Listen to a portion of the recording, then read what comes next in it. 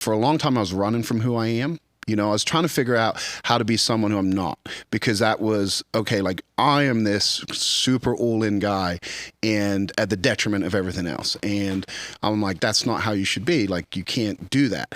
And so like I took a long time away trying to figure out like how to not be the person I am. And what I've turned around and realized is that like I have to just embrace who I am and leverage that. And so like I can't play a board game with someone for fun. If we're playing, I'm beating you. And if I don't, I'm pissed. And it makes it terrible for family events when you're just trying to have a game of Monopoly. And I'm going, no, you can't go to bed. We're not, you know. But what I realize is that if I can leverage that to my advantage and turn everything into competition, everything into a game, then it gives me the motivation to show up every day. And what I've learned is to enjoy showing up every day.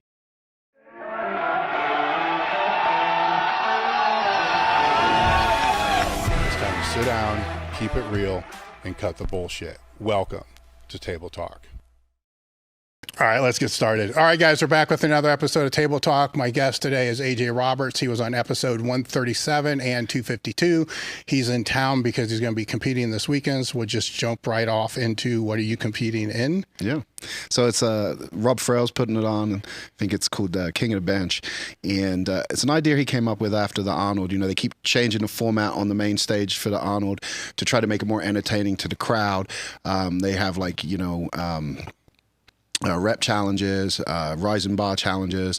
And so he got the idea of what if we did single ply, multiply, and unlimited all in the same meet.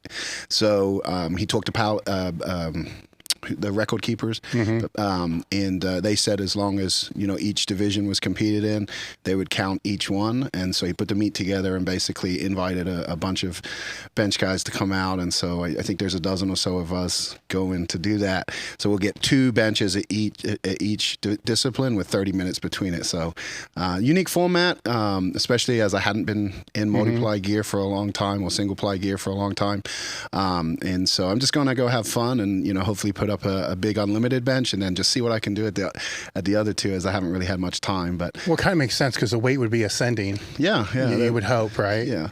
And that's kind of how I've been training, you know, just like instead of trying to figure out each shirt individually, just using it during warm-ups. And, you know, when I put my shirt on, like I'm not trying to get strong on that day, so I put it on early, figure out the groove. So when I get the single ply shirt, I put it on at 135 and how close can I get?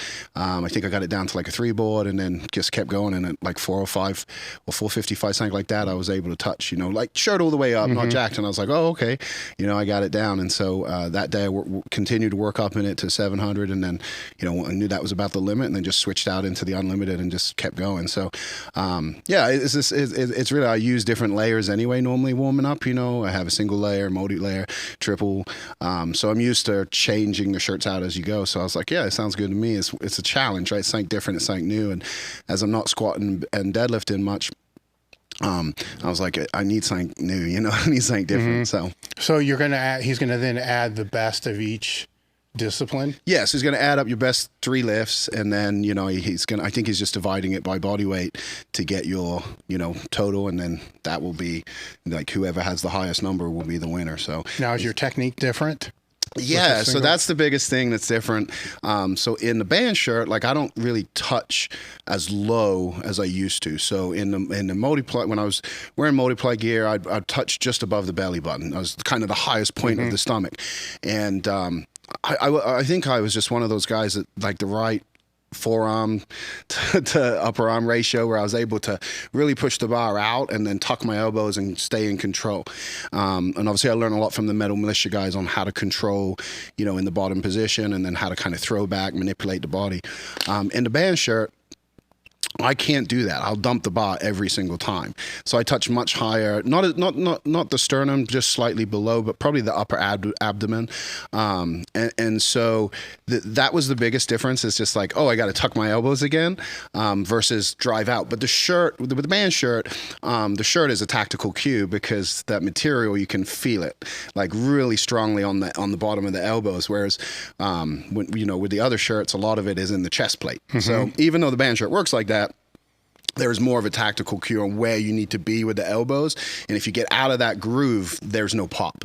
You know, it's a very fine, it's the same in the multiply shirts, but as you move the shirt down with multiply, obviously you touch lower, and you don't need to with the band shirts. It just makes it tighter.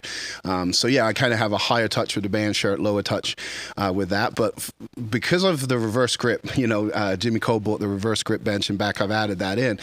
That actually, like that groove of reverse is the same groove as in my single and multiply groove. So I use it, and it keeps all of the pressure out of the shoulders, and I don't have any. So at days that I'm beat up, I'll do reverse grip. And so I actually found that, like, when I went to that, I was like, oh yeah, it's just like a reverse. My hands are just the other way. So you're going to do that for all three, the single, multiply, and band shirt? Or no, just for the single and multi, and then I'll go to my regular groove for the band shirt. Okay, all right. So that kind of keeps the technical aspect fluid. Yeah. And it, you know, it's just one of those things you just have to remember, you know, and so it adds to that challenge, because, you know, you have to be able to really understand and the technical side of it, which is why I was always attracted to geared lifting, because it wasn't just a pure strength thing. It was more of, to me, it was more competitive in the sense of you could be the strongest guy, but could you also figure out the competition equipment? Could you also figure out peaking? Can you also figure out nutrition? Like, so it's like all these elements played into it, and my thought process was always like, I can be better than most at everything, and then that will make me better overall. And that's, you know, that's how my philosophy went, and it worked. So you know, I appreciate all types of lifting, and the stuff people are doing now just blows my mind. But for me, you know, I didn't ever have raw goals, because I never saw anybody doing anything raw, and I'm too old to set these crazy raw goals now. My body just won't hold up. So it keeps it fun, it allows me to continue to compete, and as my weight keeps coming off, you know, it gives me a new challenge. We talked before about what brought you back into the sport, where now my question would be, what keeps you in it? Sanity. Well, that was a few years ago. Yeah. Right? So what I've realized in, you know, I'm working a lot with JM to like figure some of this stuff out, just because he's kind of been where I am. He's got 20 years on me. And so he's already gone through a lot of the thought process. But what I've come to realize is, like, for a long time I was running from who I am. You know, I was trying to figure out how to be someone who I'm not, because that was, okay, like, I am this super all-in guy, and at the detriment of everything else. And I'm like, that's not how you should be. Like, you can't do that. And so, like, I took a long time away trying to figure out, like, how to not be the person I am.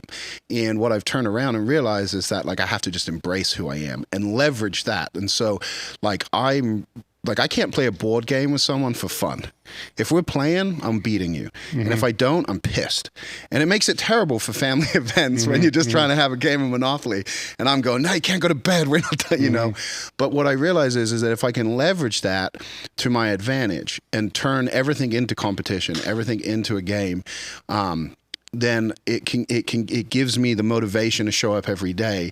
And what I've learned is to enjoy showing up every day versus just doing it for the end result. And so I've kind of flipped, like, the reason I compete.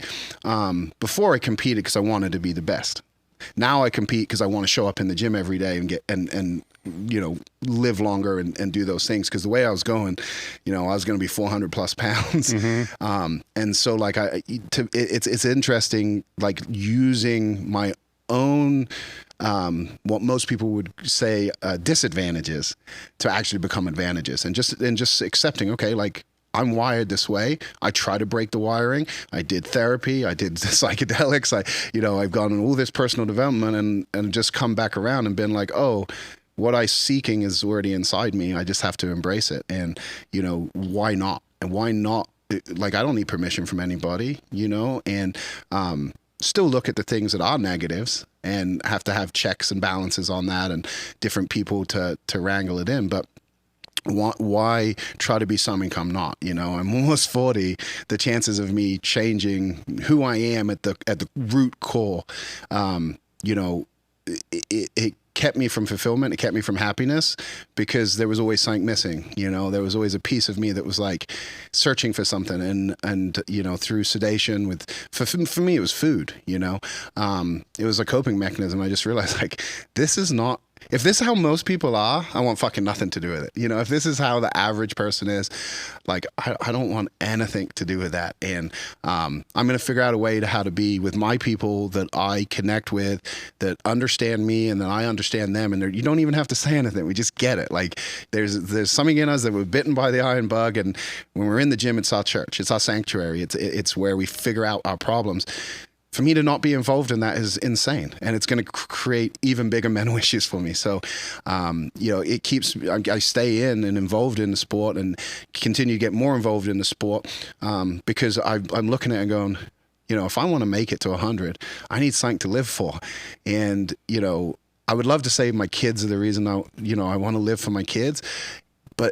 I do, but you continue to put off because it's not you. It's not, you know, like it's like you can say, oh, I want to live to see my kids grow up and grow old, but it's their life. And there's still a disconnect to that. Even though you love them, there's still this self, you know, the issues with self that create that barrier. And so I try to use them as motivation, and I realized that was just an excuse. Like, I have to live for me and be an example to them on what's possible. And only that is, like, that's true leadership, right? You know, and so I was like, I don't want my kids to have a dad that passes away and they go, my dad was one of the strongest men in the world. My dad was one of the greatest minds in business. My dad was this. I'm like, I want to be there for them when they have their kids. And I want to, you know, be able to have those conversations on how hard that is and, you know, be able to guide them. And I was like, I can't do that if I don't figure out me. And it finally like clicked. All these things I've gone through finally started to make sense because I wasn't running from myself anymore. You know, I was like, oh, okay. This has been a bad habit, or this has been a negative, you know, thing. How do I turn that into a positive? You know, and I'll use something simple for people listening. But like, if you, like, let's say you binge watch TV. Okay. You like to sit and watch stuff. Just change what you watch. You know, watch podcasts, watch documentaries, you know, invest in courses, like video courses. And when you figure out, oh, this is my learning style, this is my teaching style, this is this, and you embrace it versus trying to do what someone else says you should do, you know, like, people, successful people don't watch TV. Like, it's not true. Like, there's people who do, there's people who don't, but like, figure out who you are and then say, is this habit getting me closer to where I want to go or moving me away? Oh, it's moving me away. Okay, how do I take this habit and just, you know, change what I'm doing, but remain doing the same thing? Because I think often, like, dieting's a big one, right? People go on diets, they try to remove stuff. But what if you just figured out what you should do and figured out a way to gamify it so it's like you still get to eat the foods you want to eat, but it fits your macros or something like that, you know? And I think those are the people who have the most success because they don't feel like they're having a sacrifice, and then they don't have the guilt and shame when they have their favorite candy or their favorite treat. And I saw that through my wife with her nutrition, sports nutrition with her athletes. It's like, you know, what's your favorite thing? What's this? And she tries to build stuff in or create alternatives that, you know, satisfy that urge or those cravings. And it increases success rate because they don't feel deprived. And then if they do screw up, they don't disappear because they don't have that I'm such a bad person and that self-loathing, that, you know, beating yourself up over little things because it's like, okay, well, I'm human, move on. And, you know, I've had to really take checks and balances on who I am and like if it's negative or positive in terms of moving me where I believe I should go, you know, because the vision I have for my life is mine and nobody else can see it. It's really hard to fucking explain because people just, they don't have that background, that experience that you've gone through. And I'm sure you've faced it with business so many times where you've just had a certain vision and everybody's like, no, don't see it. Yeah. Like, that's a waste of fucking time. Don't do it. And you're like, no, and then it pays off, you know, and you're like, I fucking knew it. Well, this all kind of makes sense if you're one avatar. Like, say when you're competing before and it's just powerlifting, all this is you kind of wrap your head around. But when there's multiple avatars, you know, so the competitor, the father, the business person, you know, husband and all that, then this becomes a little convoluted and mentally a little bit challenging too, because when you're giving time to those other things, you're not giving time to what the main thing is. So something seems to always have to bubble up as the main thing that becomes that anchor. Yeah. What would that be for you? It is the gym. Yeah. It is the gym. And we, you know, our kids come to the gym with us now. We've got them little barbells.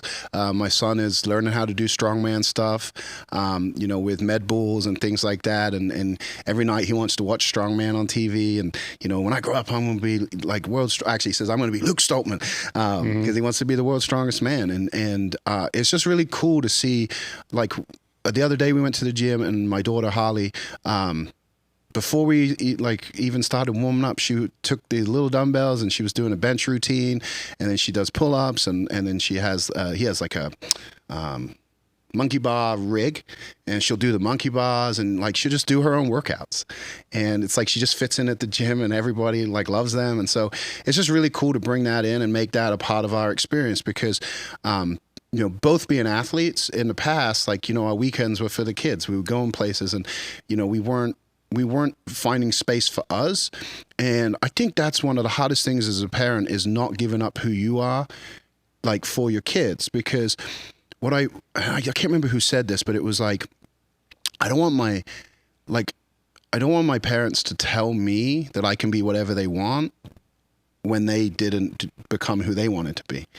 And I realized, I was like, that's where the example comes in. Like, be an example that there is no boundaries, there is no barriers, and then support them in whatever they choose to do. Like, if my kids choose not to, like, if Axel changes his mind and doesn't want to be the world's strongest man, it won't matter to me at all. I will support him the same if he says, I want to be a rock star or this. Okay, cool. What do you see for yourself? Okay, how can I fully support you? Because I know what it means to be all in. So I know what it's going to take. And so I can share some of that with you. But I also want you to realize, like, oh, like, you did this, like, and so there's a different level of respect there. And I think that that's what you pass on to your kids, because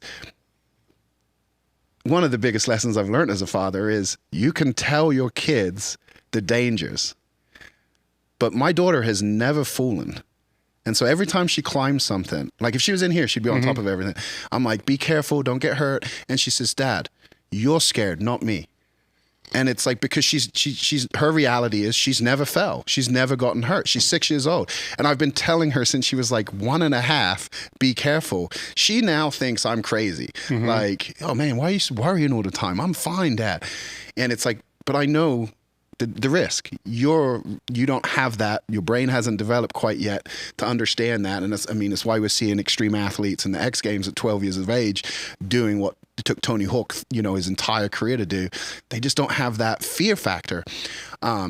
But it's like, I want her to be like that. And I don't want to curb her self-confidence, because I think it's a beautiful thing to allow children to be who they are and just support it, but do so in a way where they are who they are because they're modeling a behavior that is something that every parent is trying to install in their kid, but oftentimes they're doing it through telling versus showing. So what does this look like when you're working with JM? Oh, so we talk mostly about just like we're in the weeds in terms of, you know, philosophy and thought processes and things like that. And usually he has an agenda for the cool, because he's like, you know, and we get going and we go off in all sorts of directions, and from the meaning of life to you know, ways to deal with certain thought processes. And he's just, with his experience, he's able to point me in the right directions and provide me different thought processes. He never tells me this is right, this is wrong. He just presents something in a different way, and I'll share how I feel, and then he'll say, well, it might be that, but this is my experience, my thought process. And so then I'll reflect on it and work through that. And so through different, sometimes it's a movie he gives me or a book to go thing, it's to address certain issues in terms of these different challenges that I'm facing. Because a lot of the times for me, especially as a man and a father and it's like, there's all this pressure. There's all this pressure that you create for yourself. And I was listening to Richard Branson's latest book, which is a combo of his other books, Losing My Virginity, Finding My Virginity, and just his whole career. And what I realized is that really he's just a rebel. He's always been against big corporations. And so it's kind of comical that he is a big corporation now and his brand is so big, because his whole career has basically been screwing the big guys. Like, you're stuffy, you don't do things good, you don't have good customer service, and we can do it better. And he's been very successful with that. But what I realized is he's a very cheeky man. He has that naughty side, he's fun. And, I spent some time on Necker Island and got to experience that with him in person. But I started thinking, as I'm listening, driving, I'm like, I don't really have that. Like, I was like, have I ever had that? Like, do I even know what just like letting loose and being silly and having fun and I'm like, and so I realized the only time I'm like that is when I'm like super high. And then I thought, why is that? And I was like, because I'm present. When I'm super high, my brain can't think beyond the current moment. And I go, I wonder if this is how, and I don't know, I'd love to have the opportunity to ask him, but I wonder if this is how he is all the time. And so he doesn't have that fear of the future that you can create in your mind. And I heard a video Jim Carrey made, and he calls it future dreaming. And he said, most mental issues come from future dreaming. And I was like, yeah, I'm pretty much always living in the future, like comparing where I am to the vision I've had for myself. And even though I've continued to get closer and closer, I'm still not there. And as you know, when you get there, you just move the fucking goalpost. It's like a never ending thing. And I'm like, this is probably not a great way to be. And so JM and his thought process, the way he thinks, like it's. All right, guys, Bear here, Summit Performance Therapy. We're here at the Elite FTS compound, and we're utilizing a lot of element today. This is actually my second packet. We're coming near the end of our deadlift session, but it is hot out here in Ohio.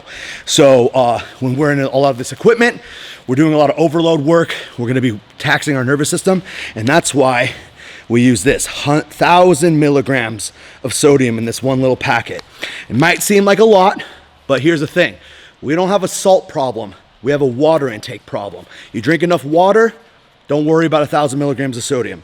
So in here, I've got some Gatorade, but truth be told, Gatorade's not enough sodium. It used to be in the 90s when they first came out, and then everybody started drinking it while sitting around in the office, and they said, hey, why has everybody got hypertension? Well, they're not moving around, they're not drinking enough water, and all they're doing is drinking salty goodness.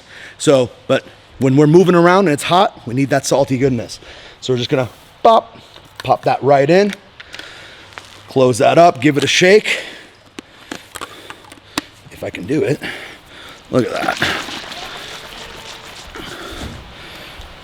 And down the hatch. Ooh, that's good. All right, let's deadlift. Are you looking to boost recovery, enhance your sex drive, and improve performance in the gym? Do you think your hormones are out of whack and you're tired of getting the runaround from your doctor? Things like your hormones are just fine, stop lifting heavy weights, etc., etc., etc.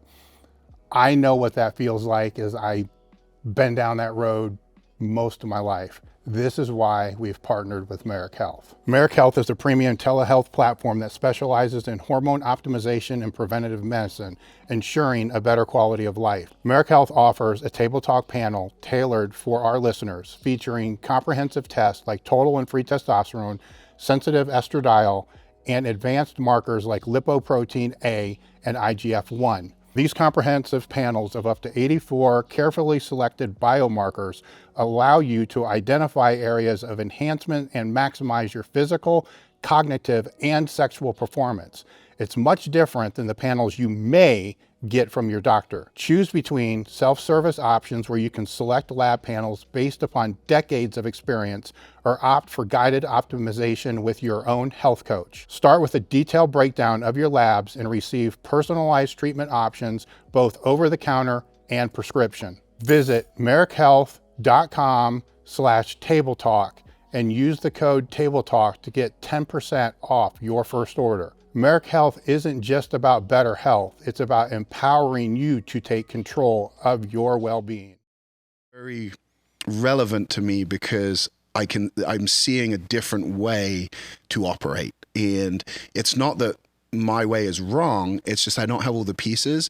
And he said something a couple of weeks ago, and most people probably would have got offended by, but with our relationship, like he could say whatever and I would just be like, oh, interesting. But he said about me being delusional, like you live in a delusional reality.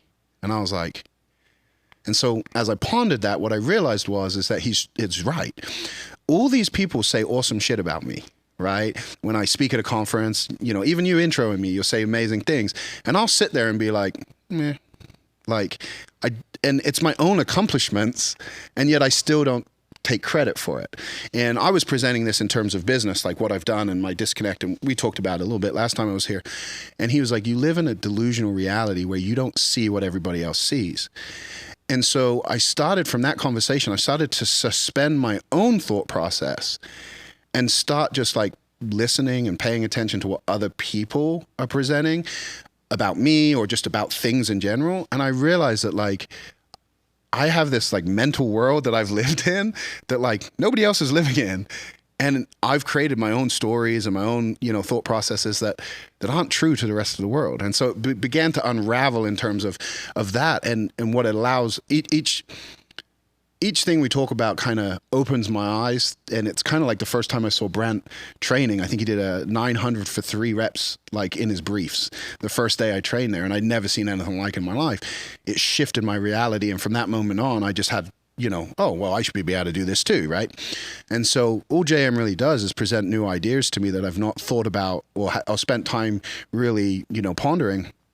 And from that, it creates a new reality, a new thought process, and is allowing me to shift without beating myself up or thinking something's wrong with me, right? It's just, oh, I've never thought of it in those terms before.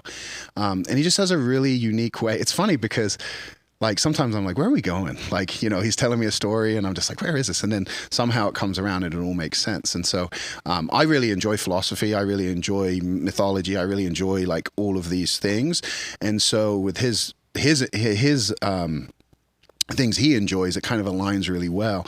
And I really cherish our time that we spend, you know, well, he's coaching me, but we connecting because like he shares things that like my parents, like they're not in this world. They've never been in this world.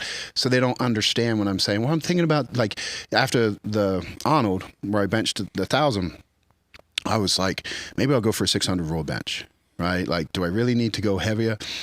And, you know, JM doesn't say that's a right choice or wrong choice. He just said, well, what do you want to do? What do you think you can do? And then he's like, what if you allowed yourself to do the thing you want versus do the thing you think everybody else wants? And I said, wow, that's an interesting question, right? Well, how do you process the thing you want? Because like, what is that? What is I think it's the itch. It's the thing that doesn't go away. It's that voice in your head that's like, you can do that, right? And so it's like, I don't think I'll ever beat Jimmy Culp, right? Like it just, I'm not willing to be 400 pounds, and that's what I think I would have to do in order to be able to get up there with him. But at 308, at 275, at 242, can I bench 1,000 at each of that weight class? Could I break the all-time record at 308? You know, it's 1,207, I think, right now. Tony Carlito, I think that's how you say his name. He just broke it. And then, but the full power bench is only 1050 or 56 or something like that. So could I do full power and take that all-time record? So I was like, oh, you still want records, you know? You don't care about the 600 bench. Where did that come from? And it was like, well, you know, raw lifting gets more attention. Maybe if I do that, like, and I was like, that's not for me. Like I've never really cared about a 600 bench. You know, it's one of those things. If I can do it, I can do it. But I've been added shoulder pressing into my training because I've never done it before. I'd rather do 405 on a shoulder press than worry about a 600 bench. It's just, you know, it's interesting what we gravitate to, what we attracted to. So, yeah, just things like that. I'm like, okay, what's my intuition? Like when I sit back, remove the noise, and like don't make a rush judgment. If I just listen to myself, you know, spend time with that. Do I really want that? And then, you know, assess what that means. And am I willing? Because sometimes you want things, and then when you look at what that means, you go, I don't fucking want to do that shit. Well, elaborate on that. Yeah, so like the beating Jimmy, right? Jimmy's end goal is 1,500, right? So if you can go 1,505, you're probably going to beat him because he's decided his end goal is 1,500. Now, when he gets there, we'll see. You know, you never know. We'll see. But he's really, truly pushing his body. He's really doing everything he needs to do, you know, living the life, you know. And so me knowing I'd have to be 400 pounds, knowing the gas that I would have to take to get there, the things I'd have to do, I'm pretty sure I'd be shortening my lifespan considerably. You know, if I made it to 60, I might be lucky, right? I might get away with doing it in the next 10 years and then losing all the weight in my 50s, but the long-term damage is there. And so when I look at that, I go, no, I'm not willing to do that. I'm not willing to push that way. You know, there's certain boundaries I've put on myself, and at times I'll question that, you know, maybe I want to push the boundary. And then I think back, okay, what is actually important to me, right? And the number one thing that's important to me is being there for my kids. Because I see the devastation when dads are taken early. And because it could happen, right? Like you never know. But like, I don't want it to happen because of things that I could have controlled. If it happens, it happens. Set everything up that they'll be okay, taken care of, you know, in that sense. But like, they don't have a dad, you know, and nobody can ever replace you, even if the best guy in the world comes along. It doesn't feel that. And so I'm like, at some point it will happen, but like, I want it to happen late in life. I want to see them get married. I want to see them have kids. And in order to do that, I can't take my health and say that's not important right now, because it is, you know. Well, wouldn't the safest route be then to just not do it at all? Yeah, but then I wouldn't show up at the gym. Yeah. I figured that out, you know. I tried it. And so, you know, people have suggested competing in other things, you know, and I tried that when I retired. I tried to CrossFit, and then, you know, was training with Ryan Fisher like, you know, 3 times a day. And then I did the bodybuilding, and it was like 280. I could hear myself breathing again. So it's like, I'm like, okay, well, like at least with powerlifting, like it's just the thing I love. And so, you know, I'll probably pull back on competing. Like I don't really plan to compete again this year, unless something changes. Like usually I know when I'm going to compete again, it'll probably be the Arnold. So like I'll just spend time to get down. I'll probably do the Arnold at 242 or light 275, you know, depending on how it goes. Thanks to the nutrition, like my weight comes off easy. And so I've actually been struggling to keep weight on because with the summer, like, and for the first time, I don't really have an appetite. I don't know if so I use the peptide BP 157. It's supposed to, like, one of the things, it heals your gut. And since I started taking that, like my relationship with food has drastically changed. So I'm not sure if I had leaky gut. I know I had leaky gut, so maybe it's healed that. I need to do some testing again to see what's changed. But it's been interesting, like all of a sudden, like getting full. Because I kind of broke that when I was trying to gain weight, you know, like I if I didn't have food in my hand, and you're the one who pointed that out to me, we're at in Lake George. You're like, I was saying, I struggle gaining weight. And you looked at me and go, I don't see any food. I was like, what do you mean? He's like, if you don't have food, you're not really trying, right? And so took that to heart, and then I don't know how I broke my body, but I basically broke the feeling full. You know, I'd eat, and then I knew I was full because I'd be puking it back up in my mouth a little bit. You know, and so most people go, what? Like they think you're crazy. But then when I decided I wasn't going to lift anymore, I still had that problem where I'd eat my meals and I'd be like, I'm hungry. And I just kept eating. And so being in a different situation where I'm actually now struggling to get in my 6 meals that are planned, and, you know, all the protein, and it's like, man, okay, this is a job, but it's a job that fuels something else. So it becomes important.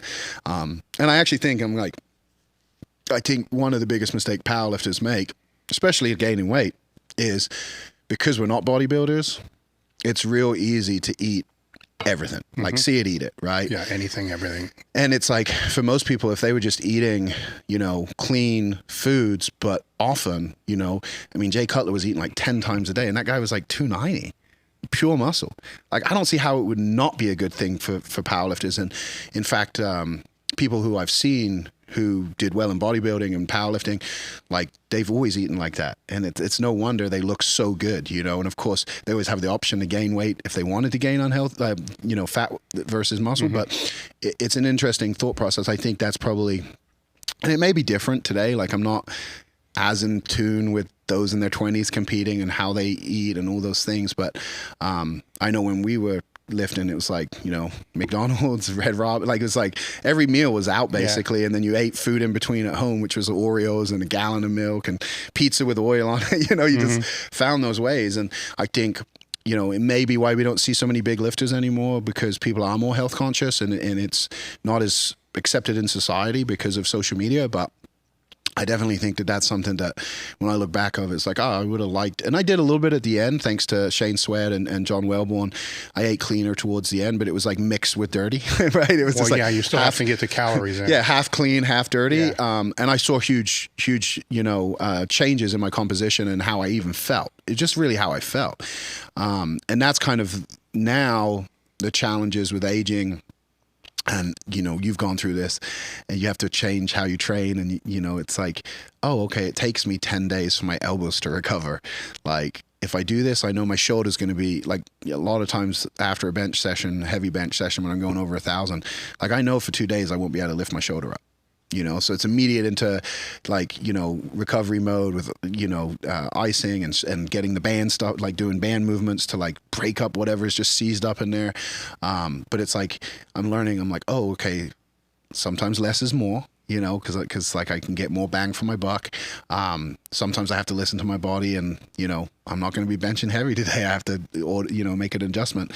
And I think that these are things that like, as you age, like, it restricts you. And so oftentimes like you feel like you can't keep competing. Like for some reason, every time I go over 500 in a squat or deadlift, my back is done, and it takes like 2-3 weeks for it to even loosen up. And I really need to go get an MRI and really figure out what is wrong with it. But I was like, I can't keep trying to squat and deadlift if every time I do it, it breaks it. So, I use the belt squat, and we got a lot of bodybuilding machines, so I can still train my legs. But I was like, it's just not going to be something I can do 3 lifts right now. I can safety squat bar, or I can football bar, I can do these different things, but, you have to know what you can and can't do. And, because powerlifting does have age categories and all those things, you can always compete. And, I've been judging a lot of meets, and there's been 70-year-olds, and I think there was an 82-year-old. And I was like, if I can even walk at that age, I'll be happy. Like, to see you competing. And I was just sat there and I realized, like, which I never thought when I was lifting, I was like, if I'm a part of this sport my whole life, for the rest of my life, that could be like another 40 to 50 years. Like, that's wild, like, most of the people competing, they were in and out in 2 to 3 years. And I was like, oh, if you actually think of this as part of your life, and something that doesn't have to end, like that, and that started to sink in a little bit, where it's like you're not going to the gym to compete. You're going to the gym because that's who you are. And I'm starting to understand that and like what that gives me. So how does that work out when you don't want to go to the gym? Right? Because that's part of this, is the longer we do it. Yeah. You go back to when you're a teenager or your 20s, nothing's keeping you out of the gym, and you getting psyched up driving to the gym. As things progress 20 years later, you're like, you're still going. Yeah. But the whole narrative is like, oh, fuck it. Yeah. So what's interesting is I have a home gym, I have 2 squat racks, benches, reverse hyper, glute ham, chains, bands. And I realized pretty quick that when you have a gym at home and you work from home, it's real easy to say, well, I'll get this done first, then I'll go work out. And then it's 2-3 o'clock and you're fucking exhausted because you've been working since 5. And you're like, you know what, I'm just not going to work out. So I figured out that I have to go to a gym. And we moved about an hour from where we used to live. We kept our kids in the school they went to, is private school. And we decided not to move them at first, and we'll figure out later. And so they're still going to that school. And then the gym we train at is down there too. So the drive to and from the gym is like, I use it to listen to audiobooks and things that I had stopped doing because I was working. And so I wasn't making the thinking time. So it's given me 2 hours, on the days I train to get that stuff in or get on phone calls I need to get on. And so, but having to go to the gym, and having training partners that are counting on me to be at the gym, that's what's made the difference. And so I've started to build like my own little crew. And then, my wife with her strongman training, she has like a training partner and one other who sometimes trains with them. So she has a crew. And because of that, and because I'm programming for them, it's like there's a reason for me to be at the gym, even on the days where I have to like deload, where I could just stay at home. It's like no, because like they need coaching or they need my help, and so that kind of keeps me tied to the gym. And I think for me, like I'm starting to see the excitement you get in others. So I got a military guy. His name's Jordan. drug-free guy. He wants to compete in the IPF. He wasn't able to. I think it was last year he was invited to compete, but then it was found out he can compete it in the USAPL, which is no longer with the IPF, so he couldn't compete in the IPF. This is wild, right? So he wants to compete in the IPF, but he's been using like a slingshot band type thing. And so I had a shirt that Rob sent me. It was way too small. So I said, give it a try. He just benched 800. He's a 198 competitor, drug-free. And so I'm like, this is freaking cool. And then there's an old school lifter, On Basan. I don't know if you remember him. He was a WPO lifter. He used to train at LA Lifting Club. He trains down there in San Diego. And Matt Smith's shirt he gave me when I first started back, I gave to him. And so it's a 2-layer band shirt. He just benched 715 in that, which is an all-time PR for him.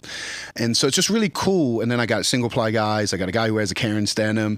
So it's really cool to be able to like share my knowledge with them and then actually see them apply it, right? For the first, year and almost 2 years. It's only really in the last 6 months this has all started to happen. But for the first 2 years, I didn't have anyone. Like I had one training partner who soaked everything up for me, and he's training clients and uses the conjugate system. He's more of a strongman enthusiast, and so like we've had great conversation. But and like he's gotten better, but he doesn't wear gear. He's no plans to compete, and so now I have guys who are. It's like managing their training, helping them figure out stuff. It just has given me something I didn't even know I was missing, and I think that was one of the cool things when I was at Westside is like I did coach the other guys, but the truth is I was so self-centered that like I can't remember hardly anything that anybody else did at Westside because I didn't give a fuck. Like the truth was like these are my brothers, these are my training partners, but like I didn't think about that at the time. Like I didn't know what I had, it was just like I was there to be the best. And like, yeah, you're my friend, but I'm going to beat you. And like, I couldn't care less if you don't get your lift in the gym. And it's different now. Like, I actually genuinely care. And I think I did back then. I just think I didn't allow myself to get too involved in their stuff because I had so much shit going on with me. But like, yeah, like I look back, I'm like, sometimes I'm like, man, I don't know why anybody wanted to train with me because like I definitely wasn't like a great training partner in terms of like that stuff. But I did coach and I did cue and I did those things that like, especially when I was at Westside, Louis was like really struggling to be able to train. So I have a lot of footage of him training, but it's like he would train and then he would have to take 2 weeks off because he was like what I'm experiencing now, he clearly was going through that, right? And he would push it till he'd get sick, right? So a lot of times, like he'd come in, he'd be like nose would be running, and be like, just stay away, like don't get the rest of us. But he was running his CNS, he was like beating himself up all the time, lowering his immune system, just so he could train again. And so a lot of times he didn't want to be with us, he wanted to be on the other side of the gym and stuff like that. And so because I always talk to him, me, I've always been curious. I've always asked lots of questions and people have been so gracious to give me their time. But with him, it was like, he loves that, right? So because he shared so much with me, I took it on my shoulders. I got to pass that on to the other guys. And so I got a little bit of it, but I didn't get what I get now. And I think it was just because I wasn't trying to receive it. I was just trying to lead. And like, I knew that I would get better if the team got better because it would push me. I didn't really care about their numbers and what their goals were. And I don't even know if I asked what their goals were. It was just like, I'm going to beat you, so it doesn't really matter. And in fact, like I had to use Hoff as my like person and we didn't even train together. Like he was in the night crew, I was in the morning crew because like that's where our numbers were. And Lou, he's so good at playing us off. But yeah, like that's what the sport started to give me is like started to like being able to pass on the things that it was given to me so graciously and for free, it's like a rare thing today. And I'm just thankful I can do it because I think it gives me more than it gives them. But it's just really cool to have people who want to learn and who appreciate the stuff, especially now with everyone has an online coach and things like that. And some of the guys do have their training programs. And I tell them, you don't have to do what I do. But like, let me work on your technique. Let me show you how to use the shirt. And every single one of my guys have PR'd since they started working with me. And Pat David, he was a bodybuilder, military guy. And I didn't even know they did this, but he was a bodybuilder in the military. They funded him as a bodybuilder, right? And so he just got into powerlifting, never wore a shirt before, showed up, first day, took 135. I was like, he's going to kill himself. Anyway, he benched like 4 something and he went to APO Nationals and won APO Nationals. And so, just his second to meet, he's a national champ, right? Which obviously today is very different than it was back then. But my point is like, these guys see themselves progressing, and I'm able to help that. And it just gives me a lot of joy. How is because when you're at Westside training with all those guys there, it's a different demographic, right? And then you did a lot of seminars and conjugate, with CrossFit and so forth. So you're moving into a vastly different demographic. Yeah. And now you're kind of back more with a more serious demographic, but still not the same. Because I would say the reason, while you were there, you were in that selfish state, so was everybody else, right? So they probably have no idea, that they didn't give a shit about you either. They did, we can't explain that unless you were there. Yeah. So I'll just leave it at that. You were best friends and enemies. Yeah, it was like simultaneous, right? Yes. And it's hard to explain that dynamic, but over that period of time, you're going to find that certain things are going to work, certain things aren't going to work, because it's all based upon who you're working with. So what is how is your training template, we'll just call it that, changed? Yeah. So one of the things I've had to do is just let go of my expectations of others, right? And understand that, like, just because I can see something for someone, like, if they can't see it, like, they can never achieve it. It has to be, like, that's where self-belief comes from. Like, your ability to see something that someone else can't see for you. So when people question you, like, you can just laugh because, like, yeah, okay, whatever. But, like, because And so in the beginning with these guys, I had, like, big thought processes, like, oh, you need to gain weight to do this, and you should do this. And what I realized was, like, they don't want that. Like, and so when I started to step back and be like, okay, well, at first I was like, well, fuck you guys. Like, that was my first thought process. Like, all right, whatever. You just show up. You can just spot and load for me. I don't get, like, I'll spot and load for you. You spot and load for me, but I'm not getting involved. Like, I'm not going to, like, you want to, like, wear your shirt, whatever you want. Like, put it on every week. I don't care. And then I realized that was really a cop-out, on my part. Like, that's lazy leadership. Like, they were coming because of me, and they were clearly coming for something.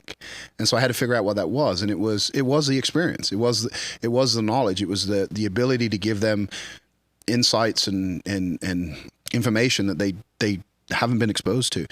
And so, what I realized was, like, okay, I'm going to lead the workout, and you're going to work in. I'm going to start calling your numbers. I'm going to start, like, what do you want to do today? Okay. And then I will tell you how you're going to warm up. I'm going to show you what you need to do after, and some of them have to rush out of there. They got families, they got other things they got to go to. And so, like, they don't get to go through assistance. That would annoy me. And then I realized, you know what? This isn't Westside. This isn't what these guys live for. This is something they do for fun. And, you can be there's no such thing as professional powerlifting, but you can be a professional in powerlifting, right? Yeah. There's an amateur mindset, there's a professional mindset. And it's very hard for amateurs to understand professionals and professionals to understand amateurs, because, when you're willing to give your whole life for something, like, and someone else isn't, you're like, how can you not love this the way I love it? But then they're looking at you and being like, how can you think lifting weights is your whole life, right? There's more to life, right? And neither is right, neither is wrong. And so what I realized was like, I've always thought like a professional. I've always treated myself like one. I'm willing to move, willing to travel, do whatever it takes. Some people won't drive 15 minutes to train at a gym, and so people will message me and be like, yeah, you should come train up at my gym. And it's like, why? Like, why would I come to you so you can learn from me? Like, it doesn't make sense to me.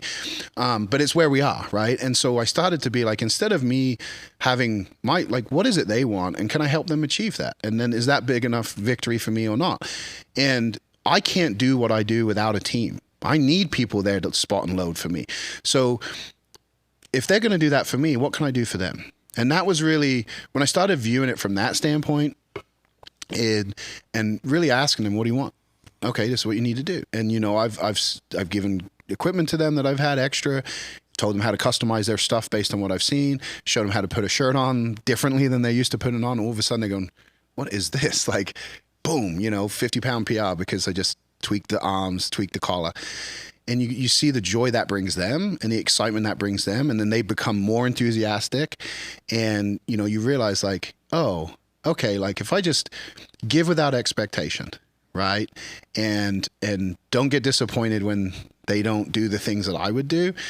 Like we can have a really good relationship here, and they can benefit from that. So what advice would you have for people trying to get to that place? Because I'm at that place as well, right? So I'll be around people that may not be training the way that I optimally think they should be training. But the question I first ask is, I'm not going to get frustrated about this because I'm not willing to do the work that it's going to take to actually, I don't want to do their whole entire program and be their set rep, so it's, unless I'm going to actually go that extra step, then I'm not going to care. But at the same time, I'm not going to completely disregard them and say, fuck that, they're kind of on their own, where I know in my general, a lot of lifters are like that, where they're not looking for, I guess it'd be a compromise, for lack of a better word, on how they can help, but not be frustrated with what they're seeing, which is kind of their ego. And I've tried to speak in that term, like, this is your ego that's making you feel that way. That doesn't work, by the way, because that just pisses people off, right? Because if they got 30 years of doing this shit, they're like, no, I don't want to see a person get hurt or whatever it's going to be. And it's like, well, people getting hurt doing anything. So how did you get to that place to where you were just okay with that? Because some people you're only going to be able to help with technique. They're going to have somebody else doing their program, and that's fine. That's good because you just help where you can help.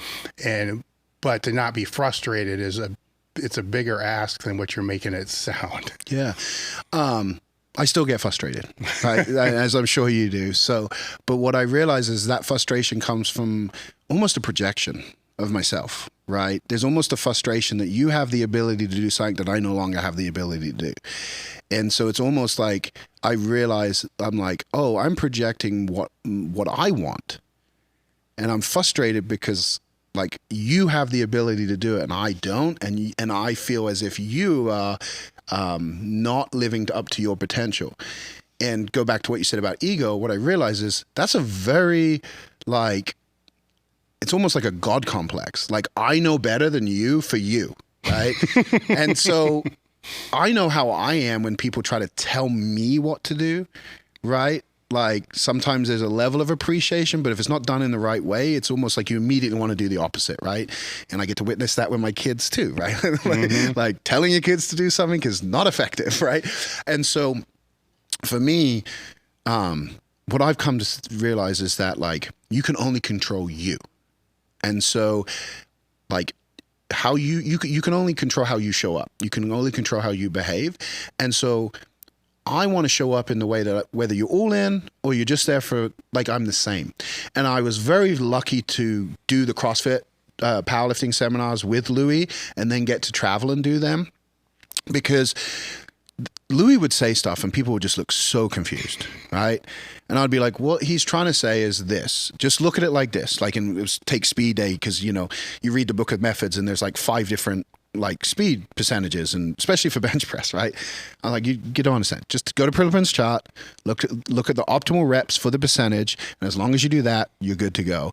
The idea is speed, perfect technique, right? So when we say speed, it's not move as fast as you can, it's like create as much force as you can with perfect technique. And so I'd break stuff down really basic, but then because I was involved in the community, I would get people coming back and saying what it had done for them and what it had done for their gym.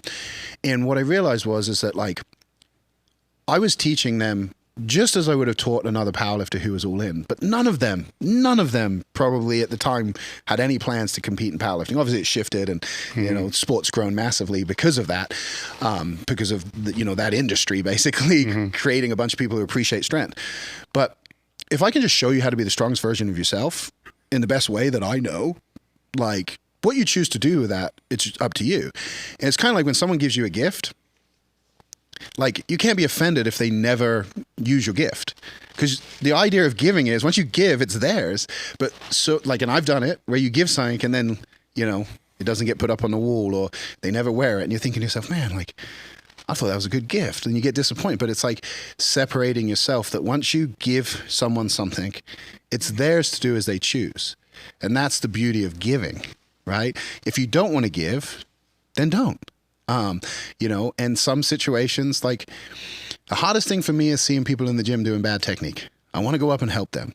What I learned is most people don't want your help. Like they're not, because they're looking at you like you're just some moron in the gym, old man coming up to them to tell them what to do. They don't know who you, like nobody knows who the fuck I am in California hardly. I've been judging WRPF meets for a year and a half now. And at the last meet, one of the spotters who has been at every meet I've judged at's like, I just found out who you were like a week ago, bro. Like, that's incredible. And you like question, and I just laugh because it's like, you know, the new generation has no idea who most of us are, like who come from, you know, the late 2000s and on, let alone the 90s and the 80s, right? Like they have no clue. They're more familiar probably with the late 70s, 80s, like the beginning of powerlifting, because it was raw, right? So there's these massive men and the videos are coming out on YouTube. They're more familiar with that than they are with the 90s and 2000s, like, and before 2010, right? And so it's super interesting because when you realize, like, okay, in this hotel room, I'm really famous. But then I go across country and I can walk into any meet and nobody has a fucking clue who you are. It humbles you a little bit, but you also realize that like it only matters to those that it matters to. And that it's an really interesting thing right? for me with a lot of the lifters that I know because they're super introverted. You know, so isn't that what you want? Right? Yeah. Oh, yeah. I mean, ultimately, isn't that what you want? Yeah. Like just to be left the fuck alone? It's perfect. You know? But it's on the other end of the spectrum, they would like their strength to be respected. Yeah. You know, and the work that they did to be respected.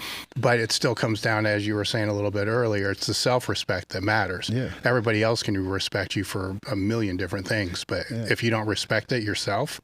Yeah. And Louis would tell me lost. that all the time. And it's like funny, there's so many things Louis would say, like little quotes he would, you know, because he repeated himself so much.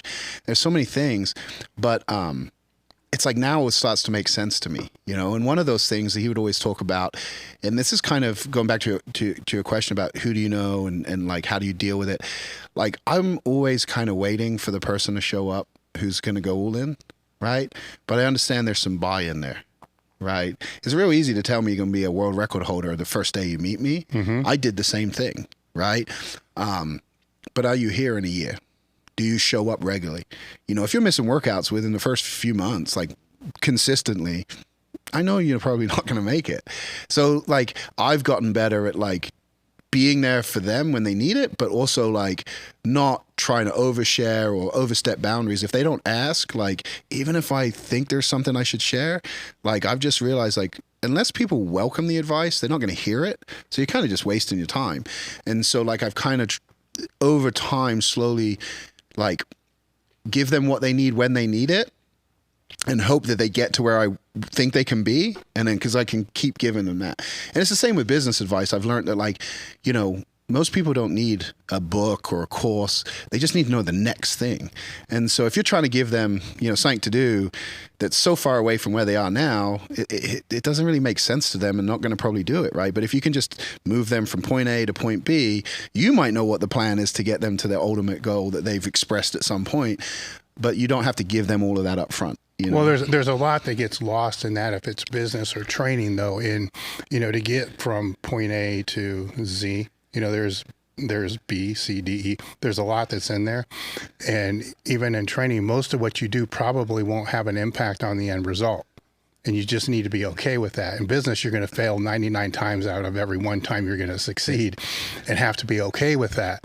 You can go back through all of your training, you know, from the all-time world record. And then I can sit here and say, now tell me exactly what had the greatest impact. You know, you can't point one thing, right? It's an accumulation of a lot of things. And then when I follow up and say, now what thing do you think you could have pulled out, replaced with something else? Pretty much all of it. Yeah. Right. So then it's like, okay, you know, so most of it didn't help you get there. Yeah. You know, and that's a hard thing because you can have self-belief, but without work ethic and the ability to fail more than you're going to succeed, you're never going to get where you want to go. Yeah. It's interesting because just about a week ago, I was talking, one of my clients, their product is a long-term thinking product, right? It's all about retirement, but they want to get people young, like in their 20s and 30s to start thinking about that. And what I realized was, and I've talked to a couple of people I know who have successful companies, you know, that take over $1 million a year in personal income, who are in that range. And the response was, we don't fucking think about retirement. like we're thinking, how do we survive the current economic situation with the impending recession? Do we sell our real estate? Do we pull our money from, like, they're looking at cash flow.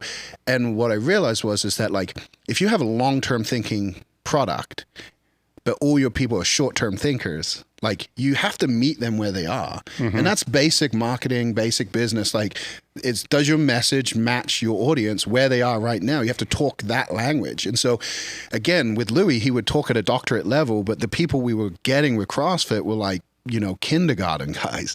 Yeah. And so I'm like, you have to be able to translate it down and meet them where they are. What do they need right now? Okay, well, they actually need to learn how to, like, the mechanics of a squat.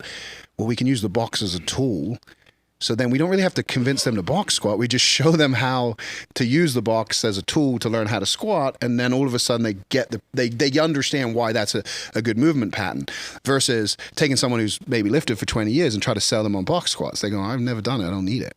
And so I'm like, oh, you have to, like, again, it's sell them what they want, give them what they need, right? And that's how I'm starting to see the parallels and all of the things where it's like, okay, like, you say you want to break a world record. Well, that's cool. But what are the daily habits right now that would set you up for that, right? And that's what we ended up with this client was, okay, like, if we want to retire wealthy, like, what are the daily habits that people should be doing now? Don't worry about retirement, but, like, what would make them wealthy? Like, having a budget, understanding, like, there's certain principles, right? There's certain things you could do. Same with the lifters, right? It's like, first thing I say is like, especially for the guys, they bench and go home. I'm like, do you train accessories, right? Like, what are you doing? Like, what do your other days look like? You're not with me. And I'm trying to make them understand that, like, there has to be rest and recovery. Like, there has to be things that they're focused on. They have to understand where their weaknesses are. And then how do we get that piece stronger, right? Like, we don't just do tricep extensions to do tricep extensions, right? There's a reason, and you might not need to do them the same as the other person based on how you bench, you know, when you bench. And one of the things I'm trying to do is, like, each person who benches has a different style. And I try to break it down for the other people. Like, oh, you saw how Dre, his elbows flared? Like, he's not driving his hands out on the bar. And so what he's doing is he's getting it up, and his triceps are basically not able to like handle the weight. So he's shifting into his shoulders to you know, and then, oh, okay. And I said, so what we need to do is work the way he's pressing so he doesn't go into his shoulders, and I share how we would do that. And same with other guys. Like, one guy goes straight back into the rack every single time. And I say, he's got to learn to press in a straight line. And when I say straight line, I'm talking about anatomically straight, not straight up and down. And you see it's like this, not like this. And he comes from that the way he's driving his legs, right? And so I start to break that down for them so they can see what those, like, daily habits are, or lifting habits are, that if they do that consistently over time, then if they want to go for a record, or they want to, you know, win state or nationals or whatever, they're setting themselves up. Because what I found is, like anything, it's that, like how you do anything is how you do everything. And so, like, you can set whatever goal you want for yourself in life. Like, there's no limits on what goals you set. Like, you can say whatever you want, because everybody who's achieved everything started from nothing, basically. But, like, the next phase is, like, okay, I've set the vision for 20 years. Let's go all the way back to, like, today. Like, is who I'd have to be that person who I am or not? If I'm not, then how do I change that? What do I do on a daily basis? How do I think? What do I, you know? And you just shift into that person, and you're not a world record holder, but you can train and act every day like a world record holder. Yeah, well, your example of cash flow with a business. So if you have a business and you want to do, you know, $1 million in a year, and that's what you're looking for, I can equate that to a lifter that wants to squat 500 pounds and they squat 300 pounds. Okay, cool. You know, there's that anchor. But, you know, in business, you're not going to get there if you have no cash. Right. So if your cash flow is negative cash flow, then you have a problem. In training, your cash is your recovery. Right. And if your cash flow is a problem, that probably means you need skill acquisition of something that you don't have or you're not actually doing effectively. In training, you have the skill acquisition of the lift and so forth. So it all equates. And we see the same thing in business as we do training. They're looking way down the road at what they perceive they want to have, and then have all this anxiety because they're not where they want to be at that certain time. but they're not watching basic metrics, cash flow, which is like the most basic metric of all. Then all of a sudden they're in the red and they don't have a credit line or they don't have a plan. Now, after 3 months, they're out of business. So there's not going to be that $1 million. And training, you know, if they're not paying attention to all that, you know, after their first meet, everything goes to shit because of that, or they never even make it. Yeah. You know, to the first one because they're not practicing those daily habits, but knowing what those daily habits need to be, which are the most important, where there's a lot of lifters. This is true in business as well. Now that I'm thinking this through, they live in the margins. Like, should I do drop sets? Should I do this? Should I do this? Should I do this? But the basic fundamentals, you have to train hard. You know, you have to show up. You have to train weak points. You have to recover.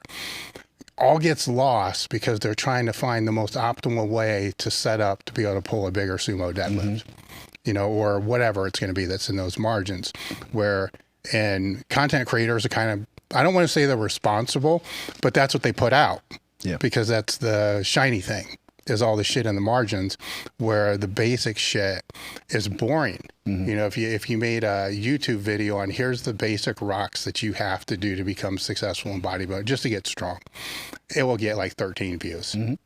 Well, it's like a little bit like if you look at your evolution, right, as a business, right, you essentially had a forum type thing, and people could submit questions, and we kept logs, and you know, we do articles, and then like that's content creation. But if you look at the actual what it was, it's basically like writing, right? Someone submits something, and then everything changes, and you're still doing content creation, but in a completely different way. So the content creation piece is a staple of your pillars.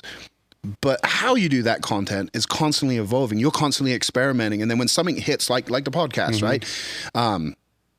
You say, this is actually, there's something here. Okay, how do we make it better? How do we make it better? And go back to what you said earlier. Like, you have to try a bunch of stuff to figure out what works, especially for yourself. It's the same in training, right? There's lifts that I can do that will make me better that someone else does, and it does nothing for them, right? Either because of their natural body type or because of the developments they already have, where like if they have really big, strong quads already, like exercises that like challenge that are not going to make them better necessarily because it's focused on their strength, not on their weakness. So right? how would they figure that out? Honestly, like for me, like when I go from a straight bar to a football bar, my numbers are so far apart that I know there's a weakness there, right? And so I go, oh, okay, like if I push my football bar up, but it's like, okay, like can I take my accessories and do neutral grip accessories? Like, because clearly, like when I take my lats out of the movement, it significantly drops. So I go, oh, well, okay. that's the important piece there that people fail to recognize is they'll see the discrepancy, but then not go that one extra step to know why is that discrepancy there. You take the lats out, for instance. You know, if that's essentially what an incline will do as well. You go to the incline, you basically take your lats out. So there's going to be a difference between a flat and an incline, but it shouldn't be, you know, 60% off. Yeah, I mean, it's like if you can like row, let's say you can bench press 500, but you can't row 315, you know you have a front to back imbalance, and if you got your back stronger, there's a good chance that your bench will go up, right? But if your chest and your back are as strong as each other, it's probably not those that are going to make your bench go up. So you have to then figure out, is it my shoulders, is it my triceps, like even forearm strength, right? So you have to exercise it. And you asked me this question before about like, how do you know what a tester is, what a builder is?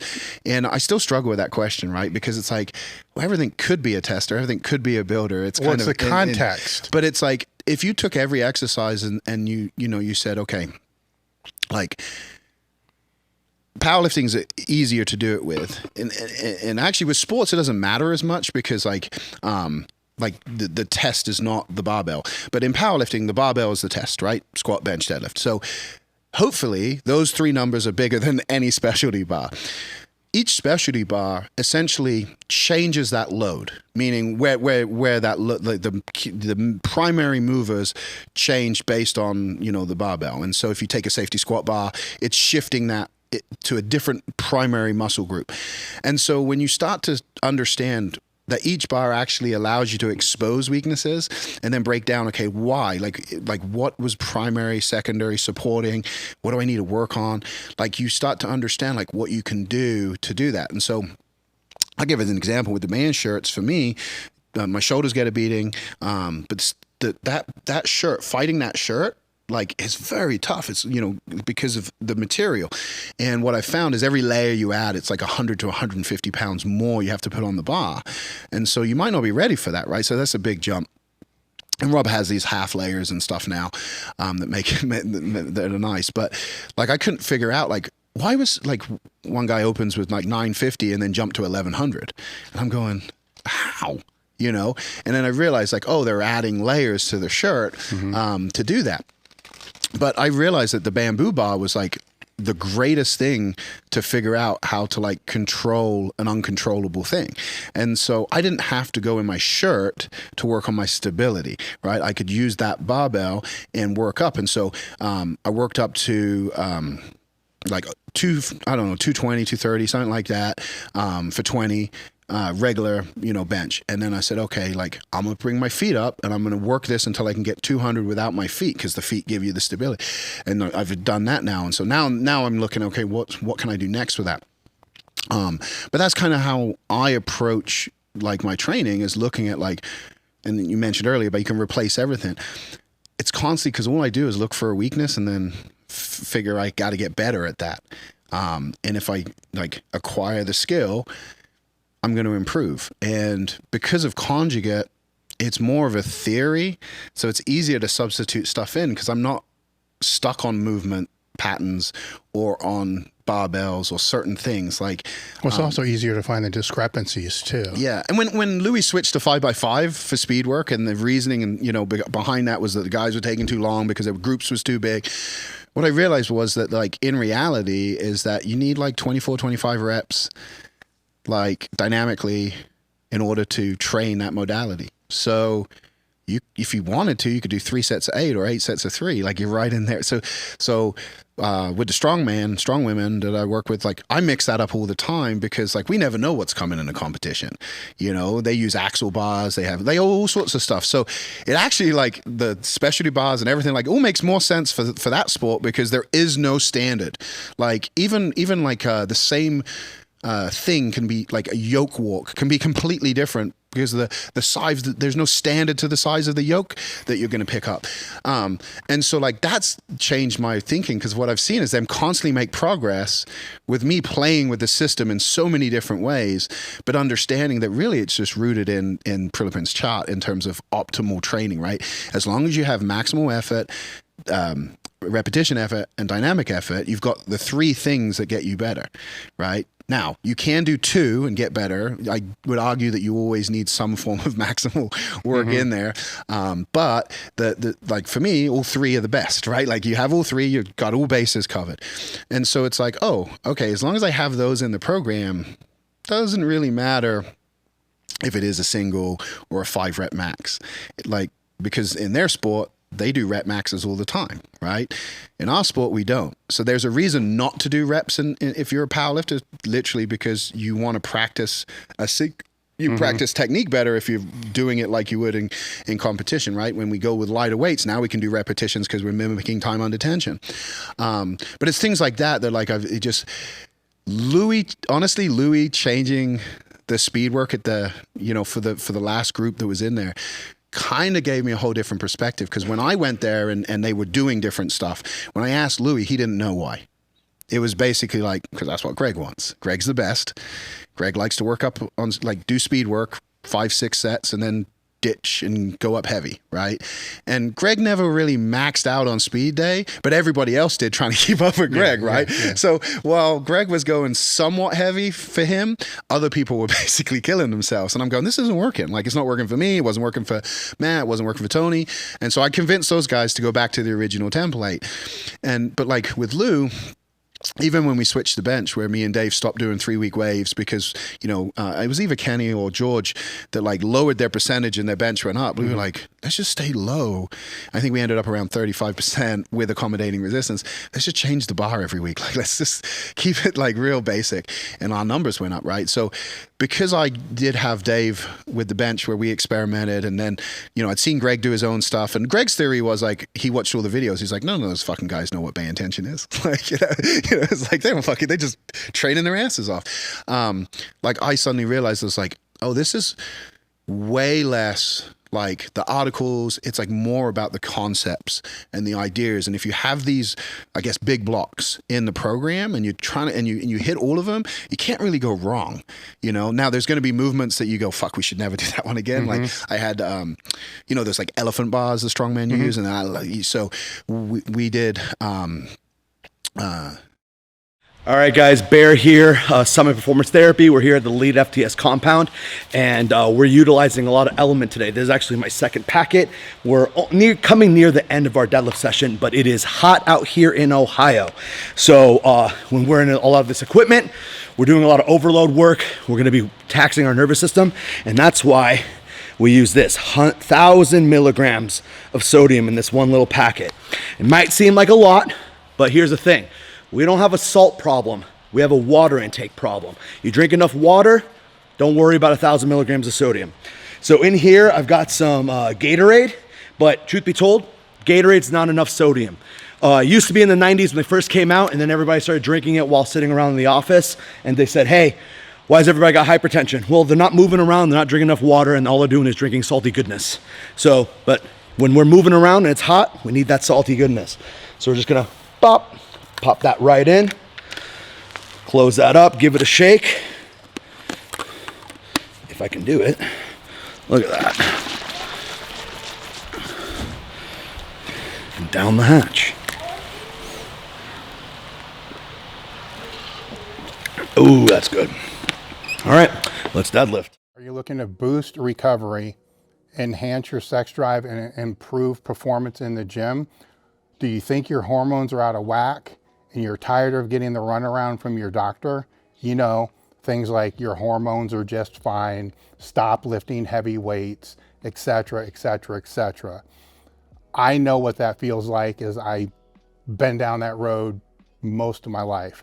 This is why we've partnered with Merrick Health. Merrick Health is a premium telehealth platform that specializes in hormone optimization and preventative medicine, ensuring a better quality of life. Merrick Health offers a Table Talk panel tailored for our listeners, featuring comprehensive tests like total and free testosterone, sensitive estradiol, and advanced markers like lipoprotein A and IGF-1. These comprehensive panels of up to 84 carefully selected biomarkers allow you to identify areas of enhancement and maximize your physical, cognitive, and sexual performance. It's much different than the panels you may get from your doctor. Choose between self-service options where you can select lab panels based upon decades of experience, or opt for guided optimization with your own health coach. Start with a detailed breakdown of your labs and receive personalized treatment options, both over-the-counter and prescription. Visit merrickhealth.com/tabletalk and use the code TABLETALK to get 10% off your first order. Merrick Health isn't just about better health, it's about empowering you to take control of your well-being. We have silver dollar attachments, and we did that with the Kabuki bar, so it's higher with the Kabuki bar, because they're using that in strongman now a lot too. And there was like a 200-pound difference than off the floor, and someone got injured.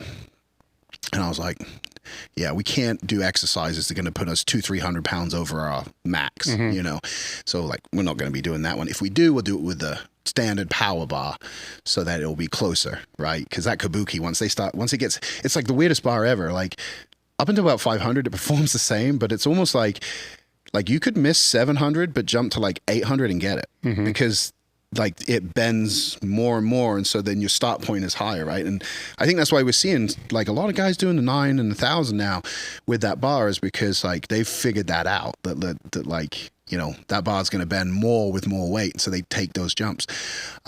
But my point with that was just basically like, that's how I figure out what exercises should stay or not stay is, is it so far off of what they can do full range with a regular barbell? And if it is, it's probably not a great thing. And so even with reverse band stuff, right? Like I don't want bands that are taking 200 pounds off, right? I want it basically to be full weight at the top, but maybe 50 to 100 pounds off at the chest, right? Build their confidence, but also get them to handle lockout weight they wouldn't normally be able to handle. And it works good, So I'm learning that the further it is away from like, the what we would consider main core movements, like the better it is probably not to do that, right? You want to stay pretty close and, not have the body have to adjust to something that's completely going to be a shock to it, right? We want to lower the risk to reward ratio. Now, when you were at your, I guess I'll frame this as neuromuscular prime. Okay. So, and do you think you would have been able to do 5 reps dynamically with as much force as the first one? I probably would have passed out. Yeah, that's because that was the first thing that hit me when that was coming around is, man, after like 2, there's a reason why there wasn't 3 on the squat and there was on the bench. I would challenge majority of people that never saw a Westside barbell dynamic workout, that they have no clue what dynamic workout means. Because even with the folks I train now, like I have to do a clock. I'll say like, you got to go back to back to back to back. Now on the deadlift, it's easier for them to do that. But like on the squat, like they'll walk away, they'll go to the bathroom, they'll take their belt off and then, and so they might get to the barbell pretty quick, but then they take forever trying, and so like, I'm like, well, it's been like 2 minutes, 3 minutes. And, like they'll get done. If I'm not watching them, running the mono 45 minutes, I'm like, how are you still squatting? This is a 20-minute workout. Like, what are you doing? And so, like, they're not used to moving. So they're moving faster than they've ever moved before, but they have no idea at the pace they're supposed to be going at. So back to the 5s, I've actually started telling my guys that they need to work on breath work. I work with Brent Mikesell, and he did a lot with me with breath work. But when I was working with him, it was more for emotional control, right? I was in a very stressed part of my life, and it was for me to be able to manage stuff. And so we did a lot of breath work, especially in the morning, to like get myself back to neutral, like calm my system down. And then as I've gone on, I'm like, oh, like this is why I'm able to hold my breath so long under a barbell, especially now with those band shirts. To like, the more layers you have, the harder it is to touch, just like that. But like, most guys, they can't hold their breath very long. And so I started telling my guys, like, you need to focus on breath work. And, they don't have to do a lot of stuff. You breathe in, count, and breathe out. And over time, keep bumping that up. So what does that look like when you started? So usually it's like a 4 second in, 4 second out, and then you want to, and then you go to box breathe in 4, 4. So breathe in, hold for 4, breathe out, 4 second out, and then hold for 4, and then breathe in. So if you get that down, then you go to 5, and then you go to 6, and you just continue to build it like that. And what I tell my guys is like, you want to breathe every rep, but you want to breathe at the top of every rep. Yeah. Right? I had one guy coming down, breathing in on the way down and breathing out on the way up, and I said, look, I don't know from a health standpoint if this is healthier or not, but I do know from a power standpoint, if you blow your air up, as soon as you get to your sticking point, you're done. You got nothing. If you hold your air, you get to that sticking point, that air almost acts as an accelerant, right? Mm-hmm. You can just use it as an mm-hmm. And he's like, oh, I never thought of that. But then when he tried to do it, he struggled because he's never done it, right? And so it gives him something else to work on. But I started realizing like, oh, I wonder if this is why so many people have trouble hitting depth in the squats, and especially like there's a lot more questionable squats now than there ever was. And I think over time, like every generation it's kind of got mm-hmm. that way, right? Where it's like, Mike Miller's 1200 now looks pretty deep, Yeah. But I think a lot of it is because we've gone to the extremes with the gear, and it has gotten, like you pointed this out to me when we were using the metal gear, because it was essentially 4 ply, right? It was two plies melded together with another two plies melded together, then sewn. But that thickness, when you had the suit on and the briefs, now you had 8 ply. And so you'd go down, it's like a tennis ball in your hip. And it was like, how do I push my knees out and sit? But like, this is too much. I got to go with thinner briefs in order to, and so, but I think that's what we're seeing is that the thickness of the gear prevents that, but also the ability to hold their breath. And so they can't stay in the hole. They can't push out. And so, like mindset is something that I don't think a lot of people did when I was there, but it seems like a lot more people talk about mindset now and training mindset and visualizing and things like that. But like breath work is still not something I've heard talk much, but I think it's a really important piece for powerlifting, because being able to hold your breath and control your breath is like a massive like skill set, especially with those heavy weights. Like even from a standpoint, I think of it like a shooter, right? Like if you're shooting a target, like you have to calm yourself completely before you pull the trigger. Like any like a higher heartbeat or anything like that can affect that shot. With lifting, if you're going up to the barbell, and I get worked up, not like Chad Aches used to, but like I get worked up. And every now and then I do have to let a little yell out because I got so much build up. I got to get a little bit out. But like if you can't calm yourself down before you take the bar out the rack, it's hit or miss. And, I think when you look back, right, like you were a very like erratic kind of like crazy guy. But I think like looking back, you could say, well, if I maybe brought it down a little bit, I would have had more, I guess, consistency, not necessarily. Or more energy as well. Yeah. But even with myself, it still changed as soon as I got braced under the bar or locked into the bench, because you just can't, because you're going to miss, and you learn that from, mistake. I mean, you learn that from screwing up. Yeah. I mean, I remember at the WPC 06, you were there, everybody had bombed. So all I had to do was pull a deadlift to take the title. That was it. So I dropped my deadlift to 405. And I don't know why I did this, but I took 2 ammonia caps, and like I think I was trying to look cool, like because it was the WPC Worlds, but then there was the WPO qualifier simultaneously, right? So they had split the flights, and it was one of the best meets ever. The best in the world were there. It was incredible. Apart from having to warm up in the basement and walk up like 20 flights of stairs in your squat suit, that was a nightmare. But I hit the 2 capsules and like rushed the bar. My eyes are watering. I grab the barbell. I go to pull, and of course I'm way off center.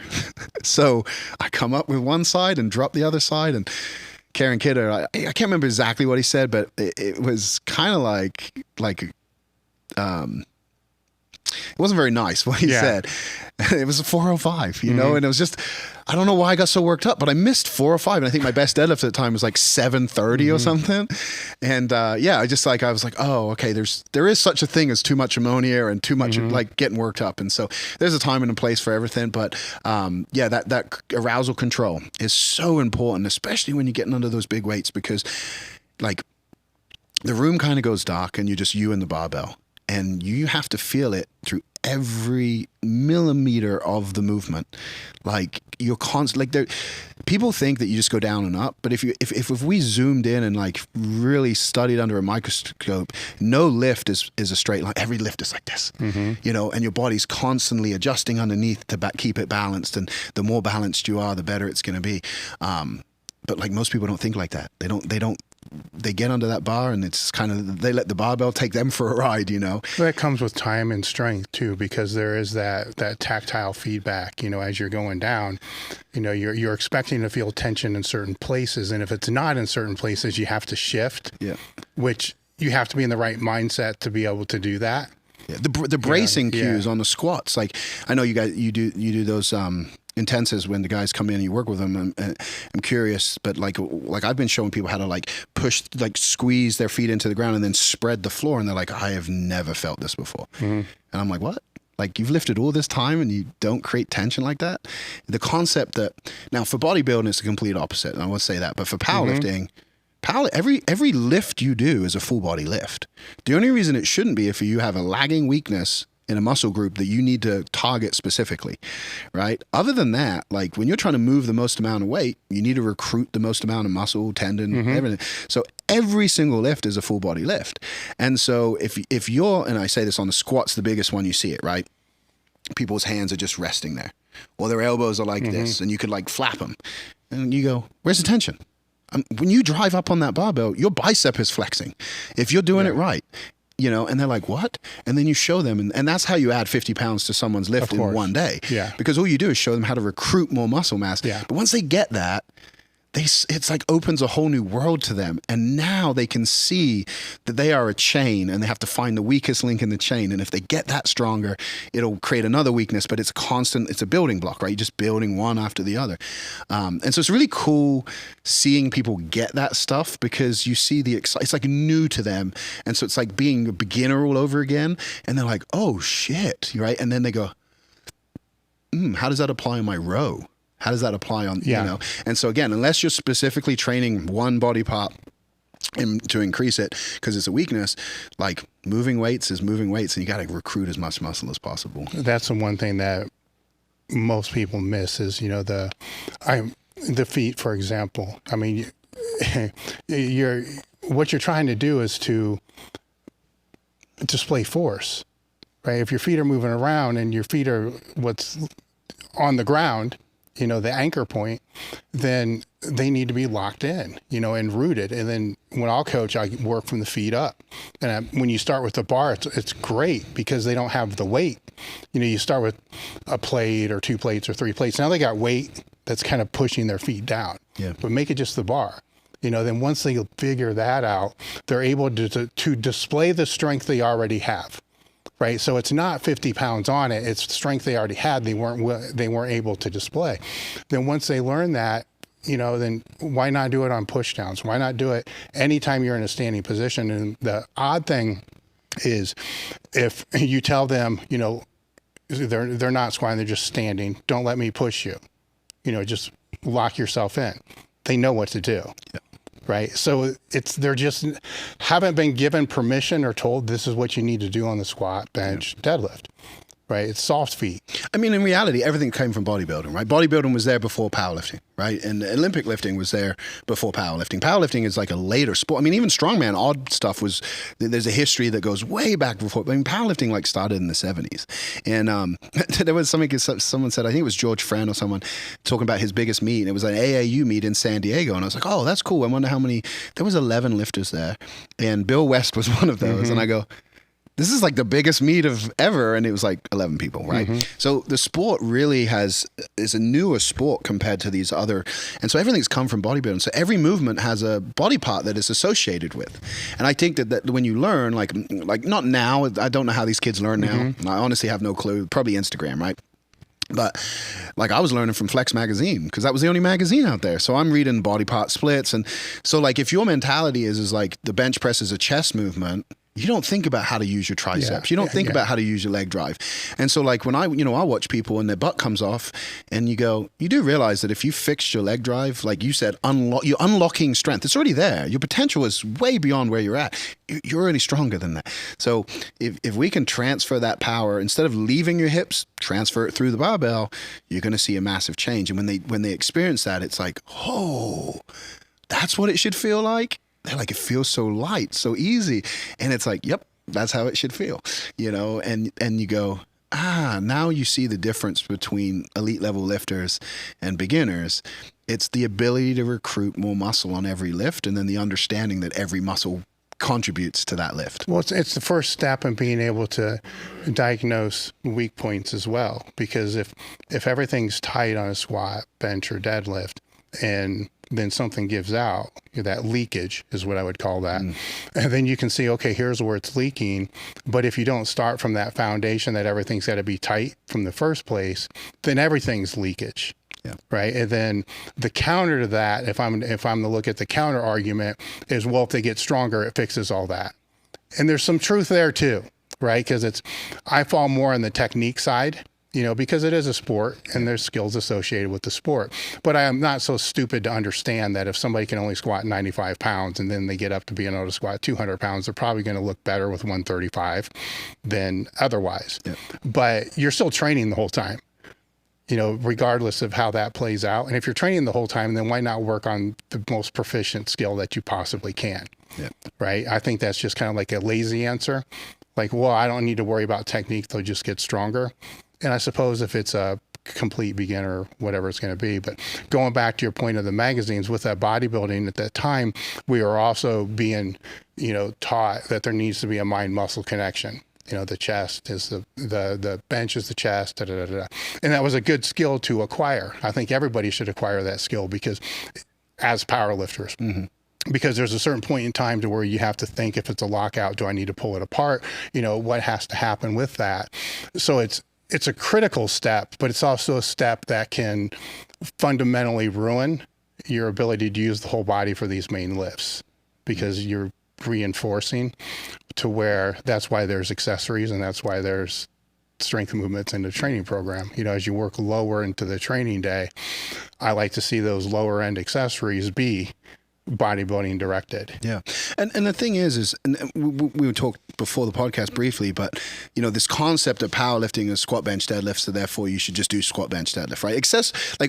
That's the biggest thing I've seen change, is almost this negative thought process towards accessories. You just squat, bench, deadlift. And you've said it before, and my thought process is, well, why doesn't a football player just play football? Or a basketball player? They all do their sport and then they fucking go train, right? So if what you're saying is true, and you want to practice barbell proficiency, treat it as the sport and have your daily practice, but then go train, right? Because the training is what improves that. People don't get faster just by running, right? Because they have to be able to produce more power per step. Well, if your muscles don't grow, how do they produce more power? Right? So there has to be a stimulus beyond just the basic movements. And I think that that's something that it's odd to hear that people are thinking like the strength and conditioning coaches did in the 90s, right? Where it was just basic sport specific stuff. We work on this. And then over time they realized actually we work, especially baseball players and, rotational sports. It's if we work the other direction, it actually helps, and so it's just interesting to see that with all the advancement we have, it's almost like we're going backwards in terms of the training. And it's strange because I don't know if it's just the rebellious side of society where they constantly want to go against what is popular, but training goes through seems like it goes through these rotational cycles, but it's interesting because everything that they're saying doesn't work has been built off of the things that people tried originally. And it's 20 years on and they were okay, well, it worked, but it only worked for a period of time. So we had to, and then we realized, well, we don't need to start saying that's going to stop working. Let's just do it but it's fascinating to me, this concept that you don't need to train to get better at the thing that you do, because it's well, no sport in the world just does that. And there is some people who still think like that, but it's there's a reason Michael Jordan had his own strength and conditioning coach. There's a reason that Kobe Bryant hired the same person, and Dwayne, they saw the benefits, and they're the best players in the world. You think the best player in the world needs to get stronger? They're already the highest skilled person. The thing that made them better was strength and conditioning. Yeah. Well, people don't think, they need to think one layer deeper than they currently do. Because if using the example of football or any sport that has skills, they're going to break down those skills or those main technical components into skills, right? So in wrestling, say it's a drop step or something like that, or in fighting, it's how you're going to throw a punch or whatever it's going to be. And they're going to practice that skill. But as soon as that skill starts to become diminished, the good coach says you're done, because they don't want to reinforce bad technique, right? And then when they're practicing their skill, they're not doing it at full speed all the time. Otherwise, the football players would be practicing at full speed, full pads all week, and they rarely ever do that. All the rest of it is breaking it down into skill acquisition, right? Where in the powerlifting world, they'll have heavy and light days, but the light days are still sub-maximal at 80%. Apply that to any other sport that's doing technical practice, and that they're going to imagine MMA. We're going to spar today. You're going to go about 80%, but feel free to hit me in the face, just 80%. Yes. Or any of those other skills, not doing any strength and conditioning or any, rehab or recovery or anything like that. So if they just think one layer deeper, it's all right there. Which is amazing. And you may be right. It may change some of the, if you are doing the barbell stuff that often, you may not need certain things. Sure. But to say you don't need anything is just, to me, it's just baffling because, like I said, I can't name a sport that couldn't benefit from some form of training, right? It might not be with a barbell.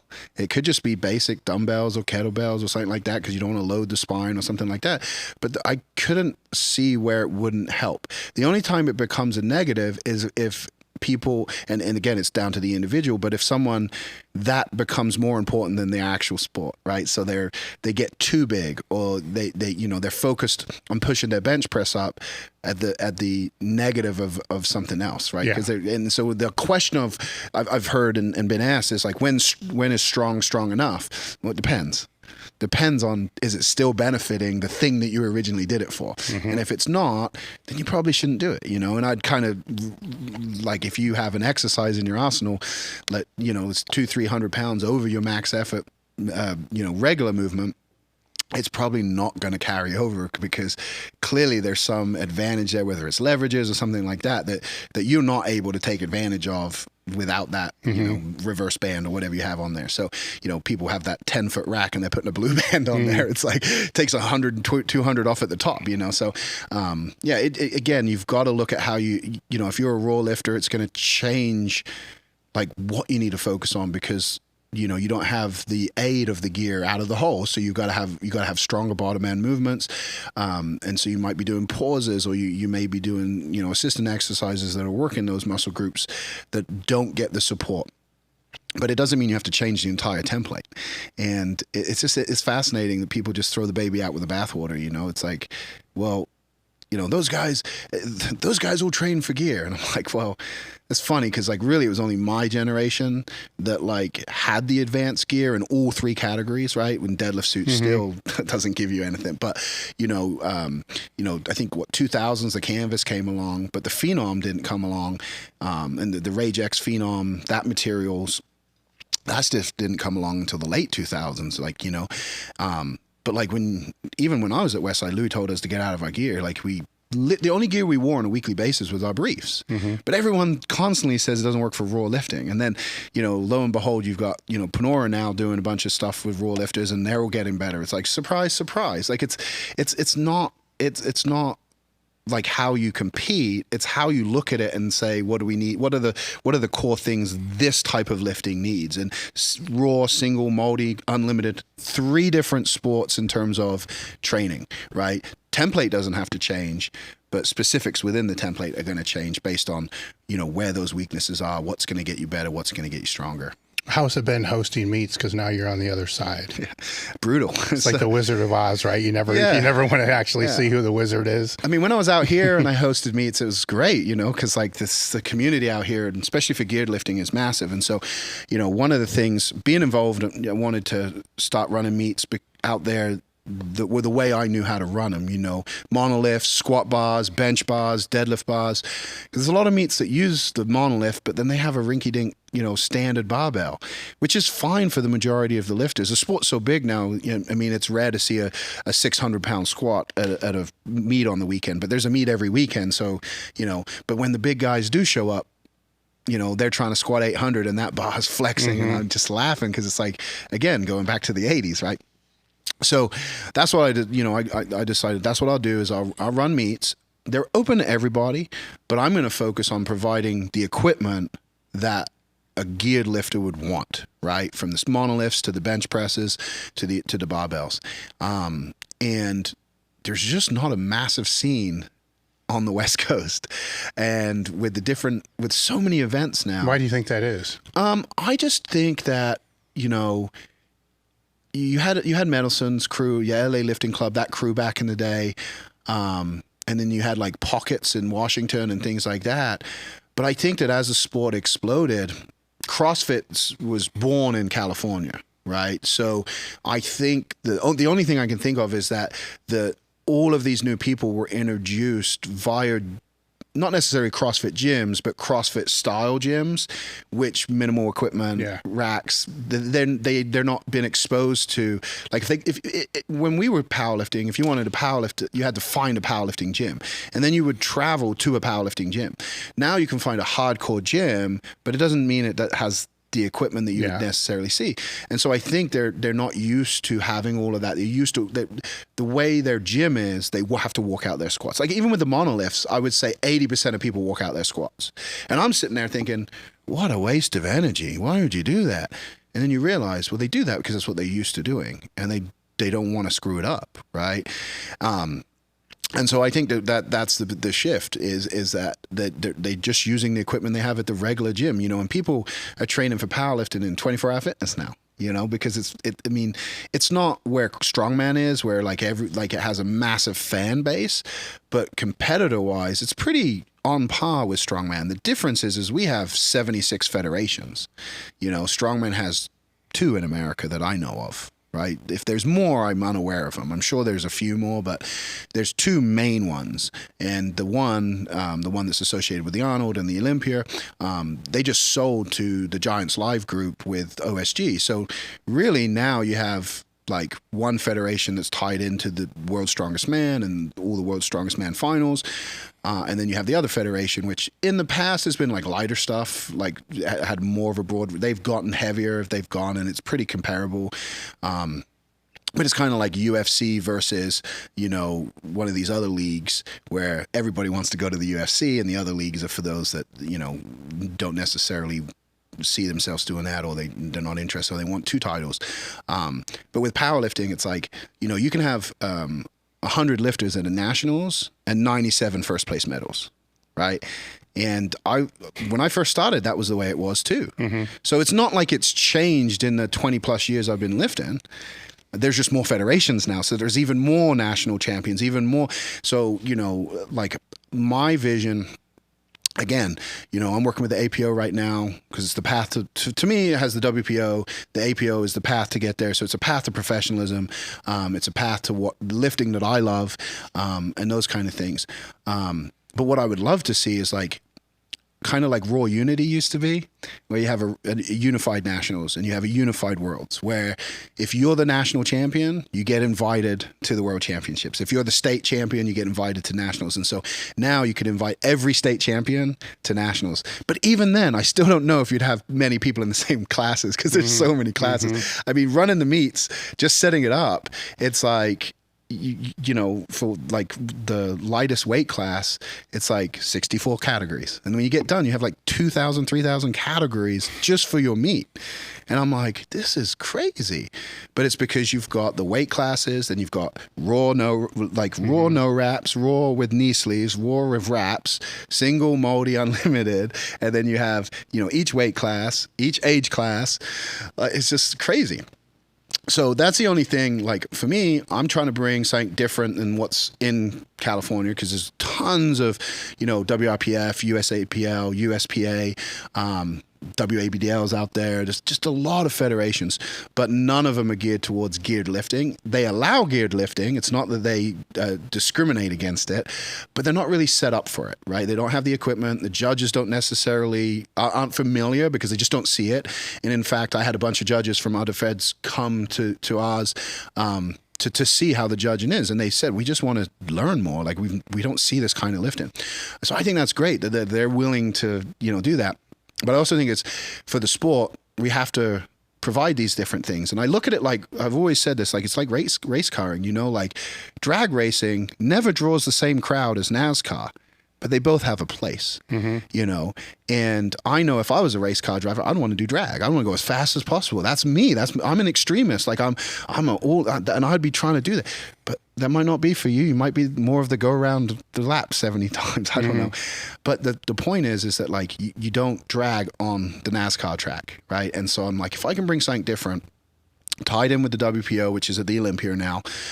So there's, you know, hopefully over time it grows and you know, bring back kind of the way it was at the Arnold. That would be really cool. You've got Danny with the XPC with the Arnold, which is phenomenal. I support that too.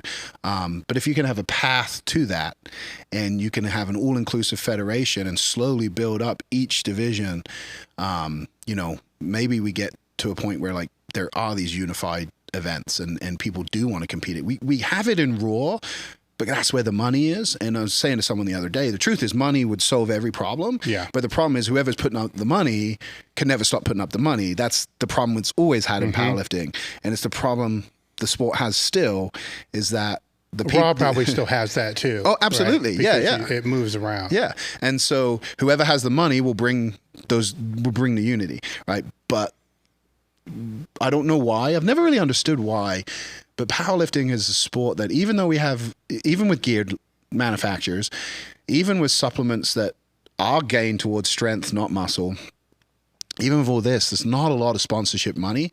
And the only thing I can think of is there's not a return on investment the sponsors can see in a manner that makes sense, right?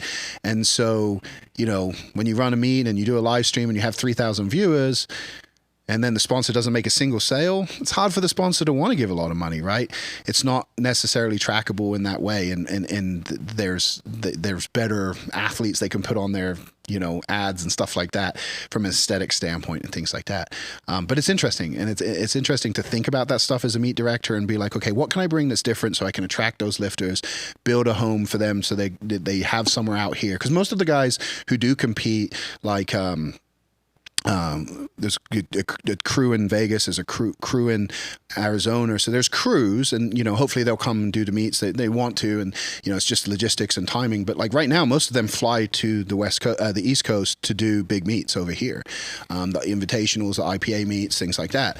So I was like, if we can bring that to the West Coast, maybe twice a year they don't have to travel to the East Coast, because we do the sport because we love it. But the truth is that unless you have a business around the sport, you're not making much money as an athlete, right? Like you might make $1,000 here, maybe 5,000. Hoff might walk away with 10 if it's the right meet, but like that doesn't feed you for a year, right? And so I'm like, can I bring something? And then what I truly believe is that, because most things are secular, that we'll see more raw lifters crossing over, even if it's just to prove that they're stronger than the multiply guys. But that Phil from Knit and Barbell, I know he just got hurt, so hopefully he recovers. But second meet or something, he squats that massive 1,200, right? So you go, okay, like there is guys out there that can come and challenge Dave. I don't think they're quite there yet, and if Dave continues, like they will catch him. But, he has nothing to prove after a decade of being number one. Nobody's come close to him, even with the band shirts, right? In fact, I'm the only guy other than Dave who squatted 12, benched 1,000, and deadlifted 8. We won't mention that Dave does it in the same meet, but but it's these rare clubs that people, once you've accomplished something, once you've broken the raw records, then what? It's really hard when you get to the top to motivate yourself. You need new challenges. You need new goals. You need competitors to chase. And if there's no one there for you over here, you start looking over here a little bit. And I think we'll see guys, for longevity purposes, but also for just purely to challenge themselves and to prove that they are the strongest. They'll put the gear on. It's harder for a geared lifter to take gear off, especially when you've done it for a serious amount of time, because you have big weaknesses that you're not focused on, right? Because your shirt allows you to not have to have the pressing power that you'd have to have raw. So you focus more on your top end strength than your bottom end strength. And like I said, it would probably take a year or two to build that up. It's a lot easier to put a shirt on and, oh man, it gives me 400 pounds, like instant, and you just have to get used to handling the weight, making sure, you're strong enough to do it. But if you're squatting 1,000 raw, you probably could squat 12 without much problem, And that's how I look at it. And I think we'll see that is people chasing the all-time world records that haven't been broken in a long time. A lot of the multiply records right now are where the raw records were forever, until Stan Efford and said, I'm going to break that. And once he did it, the Little Bridges got into it, then Green got into it. And so all of a sudden you had big multiply lifters, because of Stan, going, well, we want to try that. And I think we're getting to the other end where we're seeing people. And the only reason I feel like that is because I get a lot of people telling me, oh, I want to get a band, like, do you reckon a slingshot, or, and I'm more, I push everyone to the F8 stuff, because just Rob's been so good to me, and like it does give you a lot more. it depends on how much you want to get out of the thing. But if you want something comparable to like a shirt, just start in one of his slingers. But, if you just want a little bit of help, the slingshot's great. So it just depends on what you want. But I'm seeing people go from raw no wraps. They went to knee sleeves. Now they're in knee wraps. And, the knee sleeves, they're pushing the technology on that. I mean, Inzas, you can put a 45-pound plate on the sleeve and it doesn't collapse. I've never been able to do that with any of my equipment, right? Like, I put a plate on my squat suit and it collapses. Yeah. So I'm going, man, why is he not making a suit out of this material? Like, but that's how we think, right? Yeah. But these guys, that's how they're thinking too. It's like, well, these knee sleeves give me 100 pounds. Like, I'd like the knee sleeves. So some purists exist, and we're always going to have that. Right. And they think any equipment is cheating, and we'll always have that. Like, but most lifters, if they can squeeze a little bit more, they'll squeeze a little bit more. And I think that's why we'll see crossovers and we'll see different people stepping over. And maybe it won't be permanently, but it'll be enough to bring new people into it, especially people who have shoulder injuries or issues that is preventing them to hit certain goals they have. I mean, most people will never bench 4 or 5 raw, but you put on a shirt and you bench 4 or 5, you feel freaking awesome, So it's, again, that is ego. That's ego lifting. And, it's only for yourself. Well, it means nothing. But if it keeps you in the gym, right? If it keeps you in the gym, it's good. That sounds the stupidest thing I've ever heard. I mean, it's a sport that you max out. You get what I'm saying? Like the sport inherently. All right, guys, Bear here, Summit Performance Therapy. We're here at the Elite FTS compound, and we're utilizing a lot of element today. This is actually my second packet. We're coming near the end of our deadlift session, but it is hot out here in Ohio. So when we're in a lot of this equipment, we're doing a lot of overload work. We're going to be taxing our nervous system, and that's why we use this 1,000 milligrams of sodium in this one little packet. It might seem like a lot, but here's the thing. We don't have a salt problem. We have a water intake problem. You drink enough water, don't worry about 1,000 milligrams of sodium. So in here, I've got some Gatorade, but truth be told, Gatorade's not enough sodium. It used to be in the 90s when they first came out, and then everybody started drinking it while sitting around in the office, and they said, hey, why has everybody got hypertension? Well, they're not moving around, they're not drinking enough water, and all they're doing is drinking salty goodness. So, but when we're moving around and it's hot, we need that salty goodness. So we're just gonna pop that right in, close that up, give it a shake. If I can do it. Look at that. And down the hatch. Ooh, that's good. All right, let's deadlift. Are you looking to boost recovery, enhance your sex drive, and improve performance in the gym? Do you think your hormones are out of whack and you're tired of getting the runaround from your doctor? Things like your hormones are just fine, stop lifting heavy weights, etc., etc., etc. I know what that feels like, as I've been down that road most of my life. This is why we've partnered with Merrick Health. Merrick Health is a premium telehealth platform that specializes in hormone optimization and preventative medicine, ensuring a better quality of life. Merrick Health offers a Table Talk panel tailored for our listeners, featuring comprehensive tests like total and free testosterone, sensitive estradiol, and advanced markers like lipoprotein A and IGF-1. These comprehensive panels of up to 84 carefully selected biomarkers allow you to identify areas of enhancement and maximize your physical, cognitive, and sexual performance. It's much different than the panels you may get from your doctor. Choose between self-service options where you can select lab panels based upon decades of experience, or opt for guided optimization with your own health coach. Start with a detailed breakdown of your labs and receive personalized treatment options, both over the counter and prescription. Visit merrickhealth.com/tabletalk and use the code TABLETALK to get 10% off your first order. Merrick Health isn't just about better health, it's about empowering you to take control of your well-being. Is ego lifting. It's that's one of those words I don't really understand. Like, what does that mean? Like, oh, ego lifting. Like, well, yeah, no shit. I think it just means that's the intent. I think it just means it means nothing to nobody but you, right? Yeah. Like at the end of the day, isn't that the whole fucking purpose anyhow? Yeah. It's like I'm not training for somebody else. Yeah. It's so stupid to me. It's like I don't even know what this means. Like, what does that mean? Yeah. And I like to throw that out to people. They say some shit like, what exactly does that mean? Then they start fucking bumbling around, or critics, and you just reply with and then they start bumbling around because they don't know what to do. My favorite's when Jimmy, like whenever he posts anything, like he did 1,000. How many reps was it? Like 20. Like he just did it. Like he did it for a ridiculous amount of reps. And getting ready for this meet this weekend, going in, I wanted to take 1,000 for 2. Mm-hmm. And I took it for a single, and then on the way down on the second, the spotter thought he forgot that I was going for double, so he thought I was losing it. He grabbed it on one side, and then I tried it again, and I got it for a single, and then missed it halfway up, right?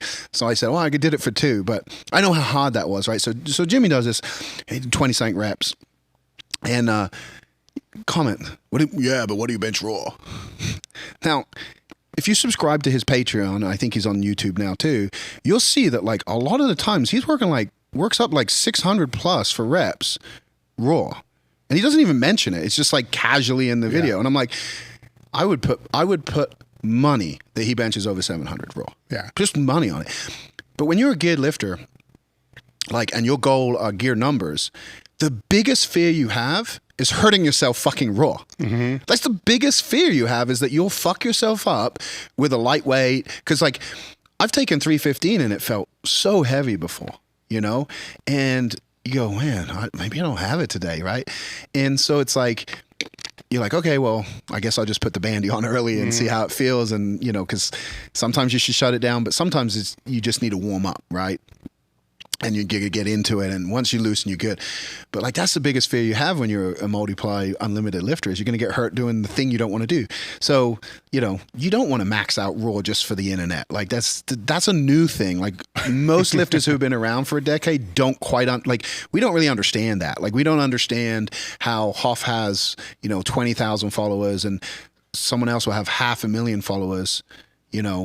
But like their numbers they're not even top 10, but it's just, I get it because it's the world I'm in. So I understand that. But like if you step back and you don't look at it from the, influencer and that standpoint, you just look at it from a skill standpoint, you think, shouldn't the better lifter be more popular? But it's not the way it is. But like, yeah, why would, Hoff try to take 1,000-pound raw squat when his goal is to total 3,200 or whatever he's chasing? And for the same reason, the raw person's not going to put on a bunch of gear just to max out to see what they can do. Yeah, because it doesn't serve the end goal, right? And that's the thing. I think when you're all in, the biggest thing you learn is I have to remove everything that distracts from this thing. And it's why so many people want to go all in, but then fail to be able to do it, because the sacrifices you have to make may include relationships and family. And like, at Westside, that was the biggest reason guys quit. It was like, they got a girl and their whole priorities changed, right? Powerlifting cost me a marriage, right? Now we were young and like I had no clue how to treat another human being, so I was probably good for her, right? Like to get out. But it was all me. But the thing was it was because I was so focused on my goal. Like, so my relationship didn't really matter that much, right? My job did, like, I wanted to make money because I wanted to fund my sport, but like it didn't matter to me.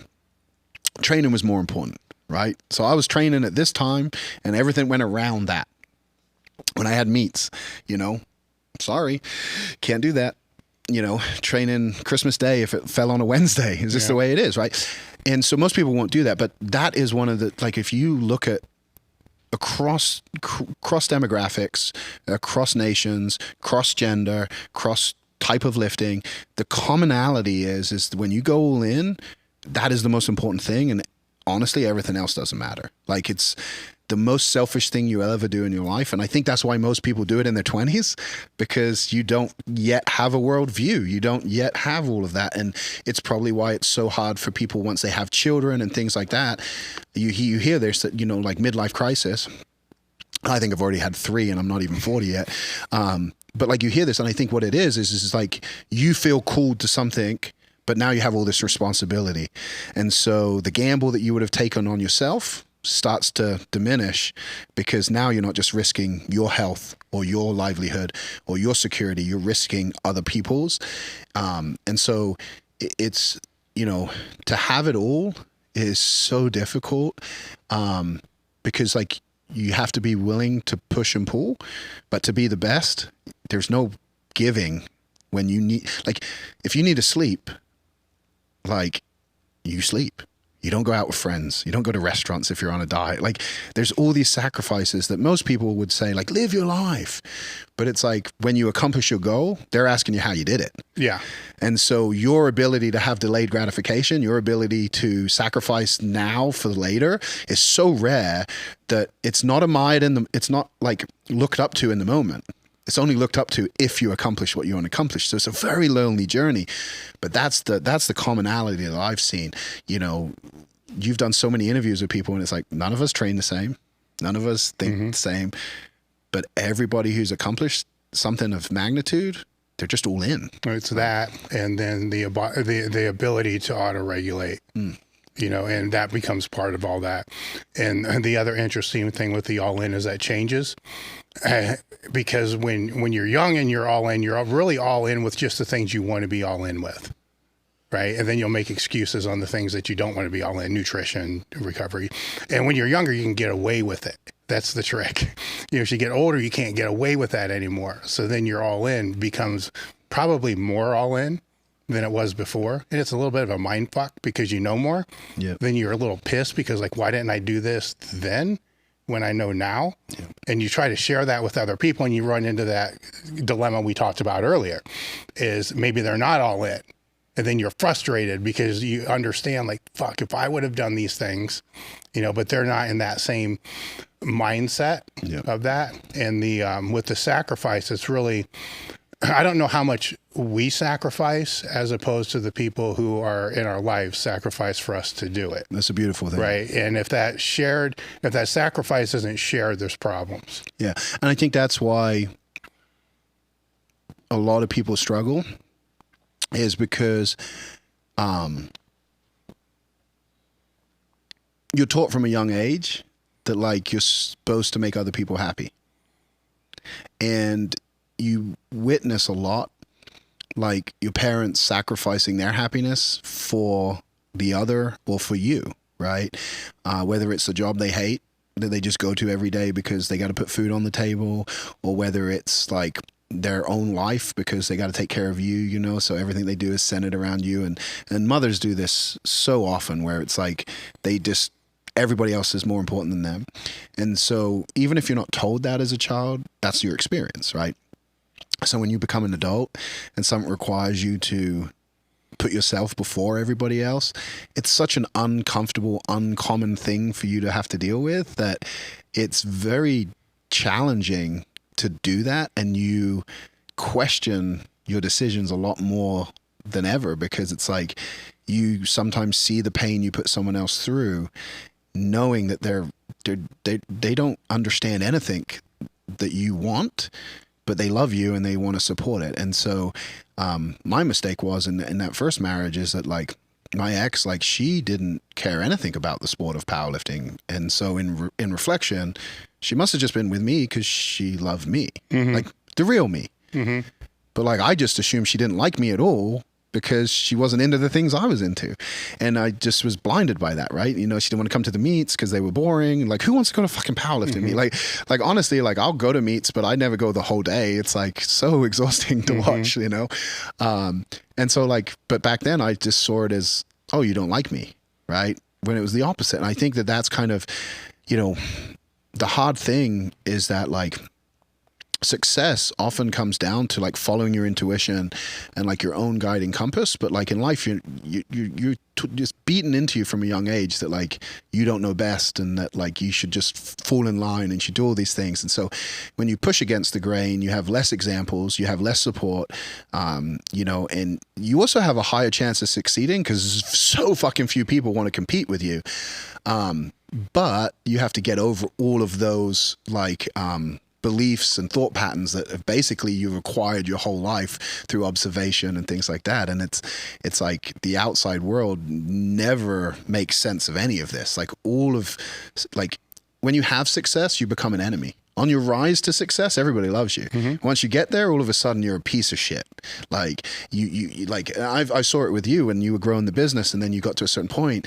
And I think the one year you'd hit a new revenue record, and I think you shared it like online. And from that moment on, you were like this millionaire piece of shit taking advantage of, like there was like all these people that just turned on you because of the success you had you know, and it's just super interesting seeing that. But it's the same in lifting, right? Like on your rise up, there's all these, and then you get to the top and all of a sudden the haters come out on the comments, and you know, like that's why you can't read the comments. But it's just it's human nature, you know, and you see it in everything.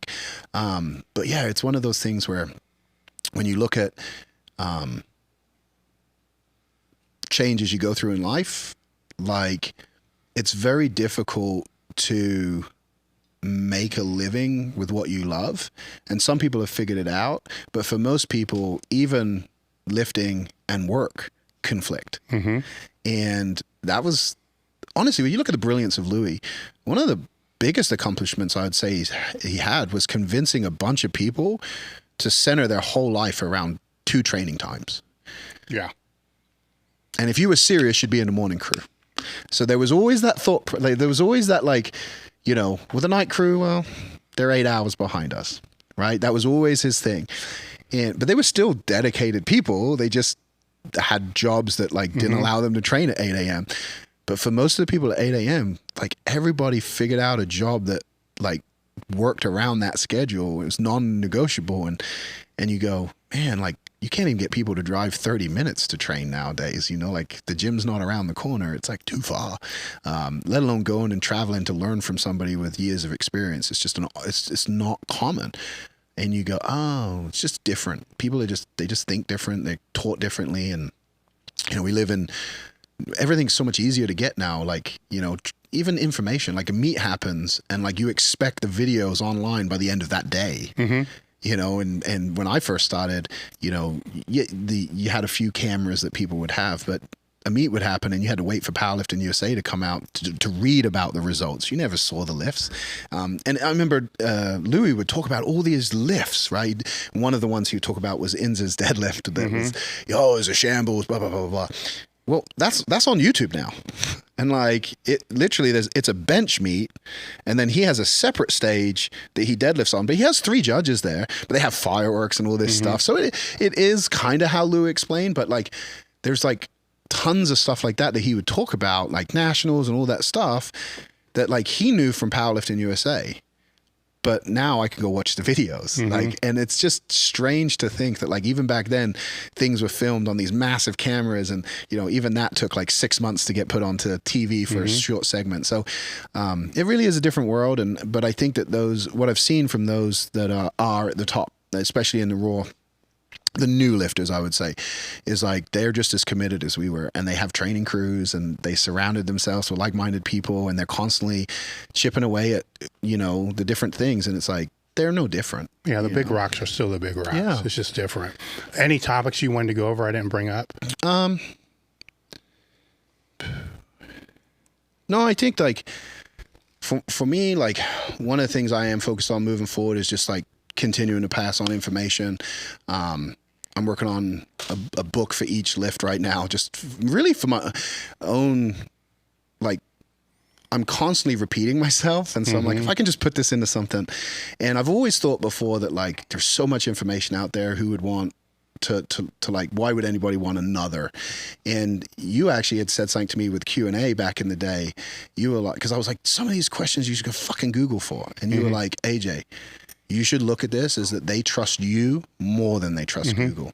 And so, you know, I think that that's really key, is that like each person is unique for their own reasons, and different people resonate with you. And so what I've like come to the conclusion is basically like I have to pass that on, because, you know, at the end of the day, there's a segment of people that won't learn it from anybody if they don't learn it from me, you know? And so, I've not put my hat into that arena the entire time, because I've always been lucky enough to make money outside. But like, that's kind of like moving forward, that's what I'm working on. And so, I'll share it on my Instagram when they're ready, but, it's like, I was going to write one book, and then I realized that'd be way too big. So I was like, I'm just going to break it up, and then I'll probably end up writing a book on programming too. And that'll be the foundations of like my thought processes. Cause I was lucky, you know, I learned from Louis, then I got to learn from John Meadows with the bodybuilding. So I saw how he had applied a lot of what he learned from Louis to that sport. You know, I'm playing in the strongman world now and seeing how successful it is with that sport. And it's like, oh, okay. Like, you know, I have my unique perspectives on the system that Louis, you know, curated and shared. And, you know, I think that when you pick up a book about strength, like, you don't read about conjugate, right? It's always linear periodization or something like that. Like, for me, you know, strength and power is synonymous now with that, with the style of training we know. And I would like to share that beyond just the powerlifting world. And so hopefully I can do that, and some people will get some value out of it. But for me, it's more of a legacy thing, right? Like, you know, I have my own stories unique to me that I learned from guys like you and Dave. And you're like, there's so many things we've done. And I'm like, oh, if I don't put this down, it would just be forgotten with me. So any final thoughts? No, I like the way the sport's heading. Like, the more I've gotten involved with it, the more I see that, like, I think I've commented before on kind of like where the numbers are with geared lifting and things like that. And the more I've gotten involved, the more I realize is that, like, a lot of these guys are newer to this. Like, they're just getting into geared lifting, like that, because there was such a void for so long. It's like the people who were there before are stronger now, and then they've had to like build a new generation. And the more I get involved, the more I see, the more I realize that, like, these people are, just because their numbers aren't where I thought they should be after all this time, the truth is, it's like they're just as committed, dedicated, and all in as anybody else. And you know, I think that it's only a matter of time before we see our numbers that, you know, like, it's wild to think that, like, I'm still top 10 in multiply. But there just hasn't been the lifters, because so many lifters are not in that division now. And then the younger lifters that are getting into it, they have a bright future ahead. And so I'm pretty excited for the sport, because I'm starting to see more unity. And I think you've said it multiple times, is that, like, when you get away from the internet, It's not real. it's a whole fucking different sport. Yeah, it's not real. And people are awesome. Like, people are like, the people in this sport are incredible. And I would say this sport has more people that volunteer and give their time, even gym owners. Like, nobody understands what goes into running a gym. Like, nobody has the appreciation. Like, gyms that have the equipment like you have in here. Like, I know this is not a public gym, but the equipment, the time it takes to get this kind of stuff, the investment it takes, people just don't have that appreciation. They don't understand how lucky they are to have specialty bars. Like, that was such a rarity back in the day, and to have all the equipment they need and have all of that stuff. You know, I just think that this sport has some of the most selfless people in, and the most helpful and the most giving. And like, I'm really honored and happy that I chose to step back into the sport. Not just as a lifter, but as someone involved running meets and hopefully, you know, passing on stuff in the future.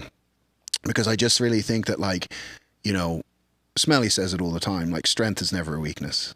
And if I can help people become the most powerful, strong version of themselves, I truly believe that the foundation that lifting gave me is why I've been able to be successful in life. It's why I've continued to push myself and redefine my character and seek help. It all came from this sport. And if I can shape someone or give someone as a tenth of what I had, like, you know, I know what a difference it can make. And so I'm just like really happy to be back involved, and like it's great.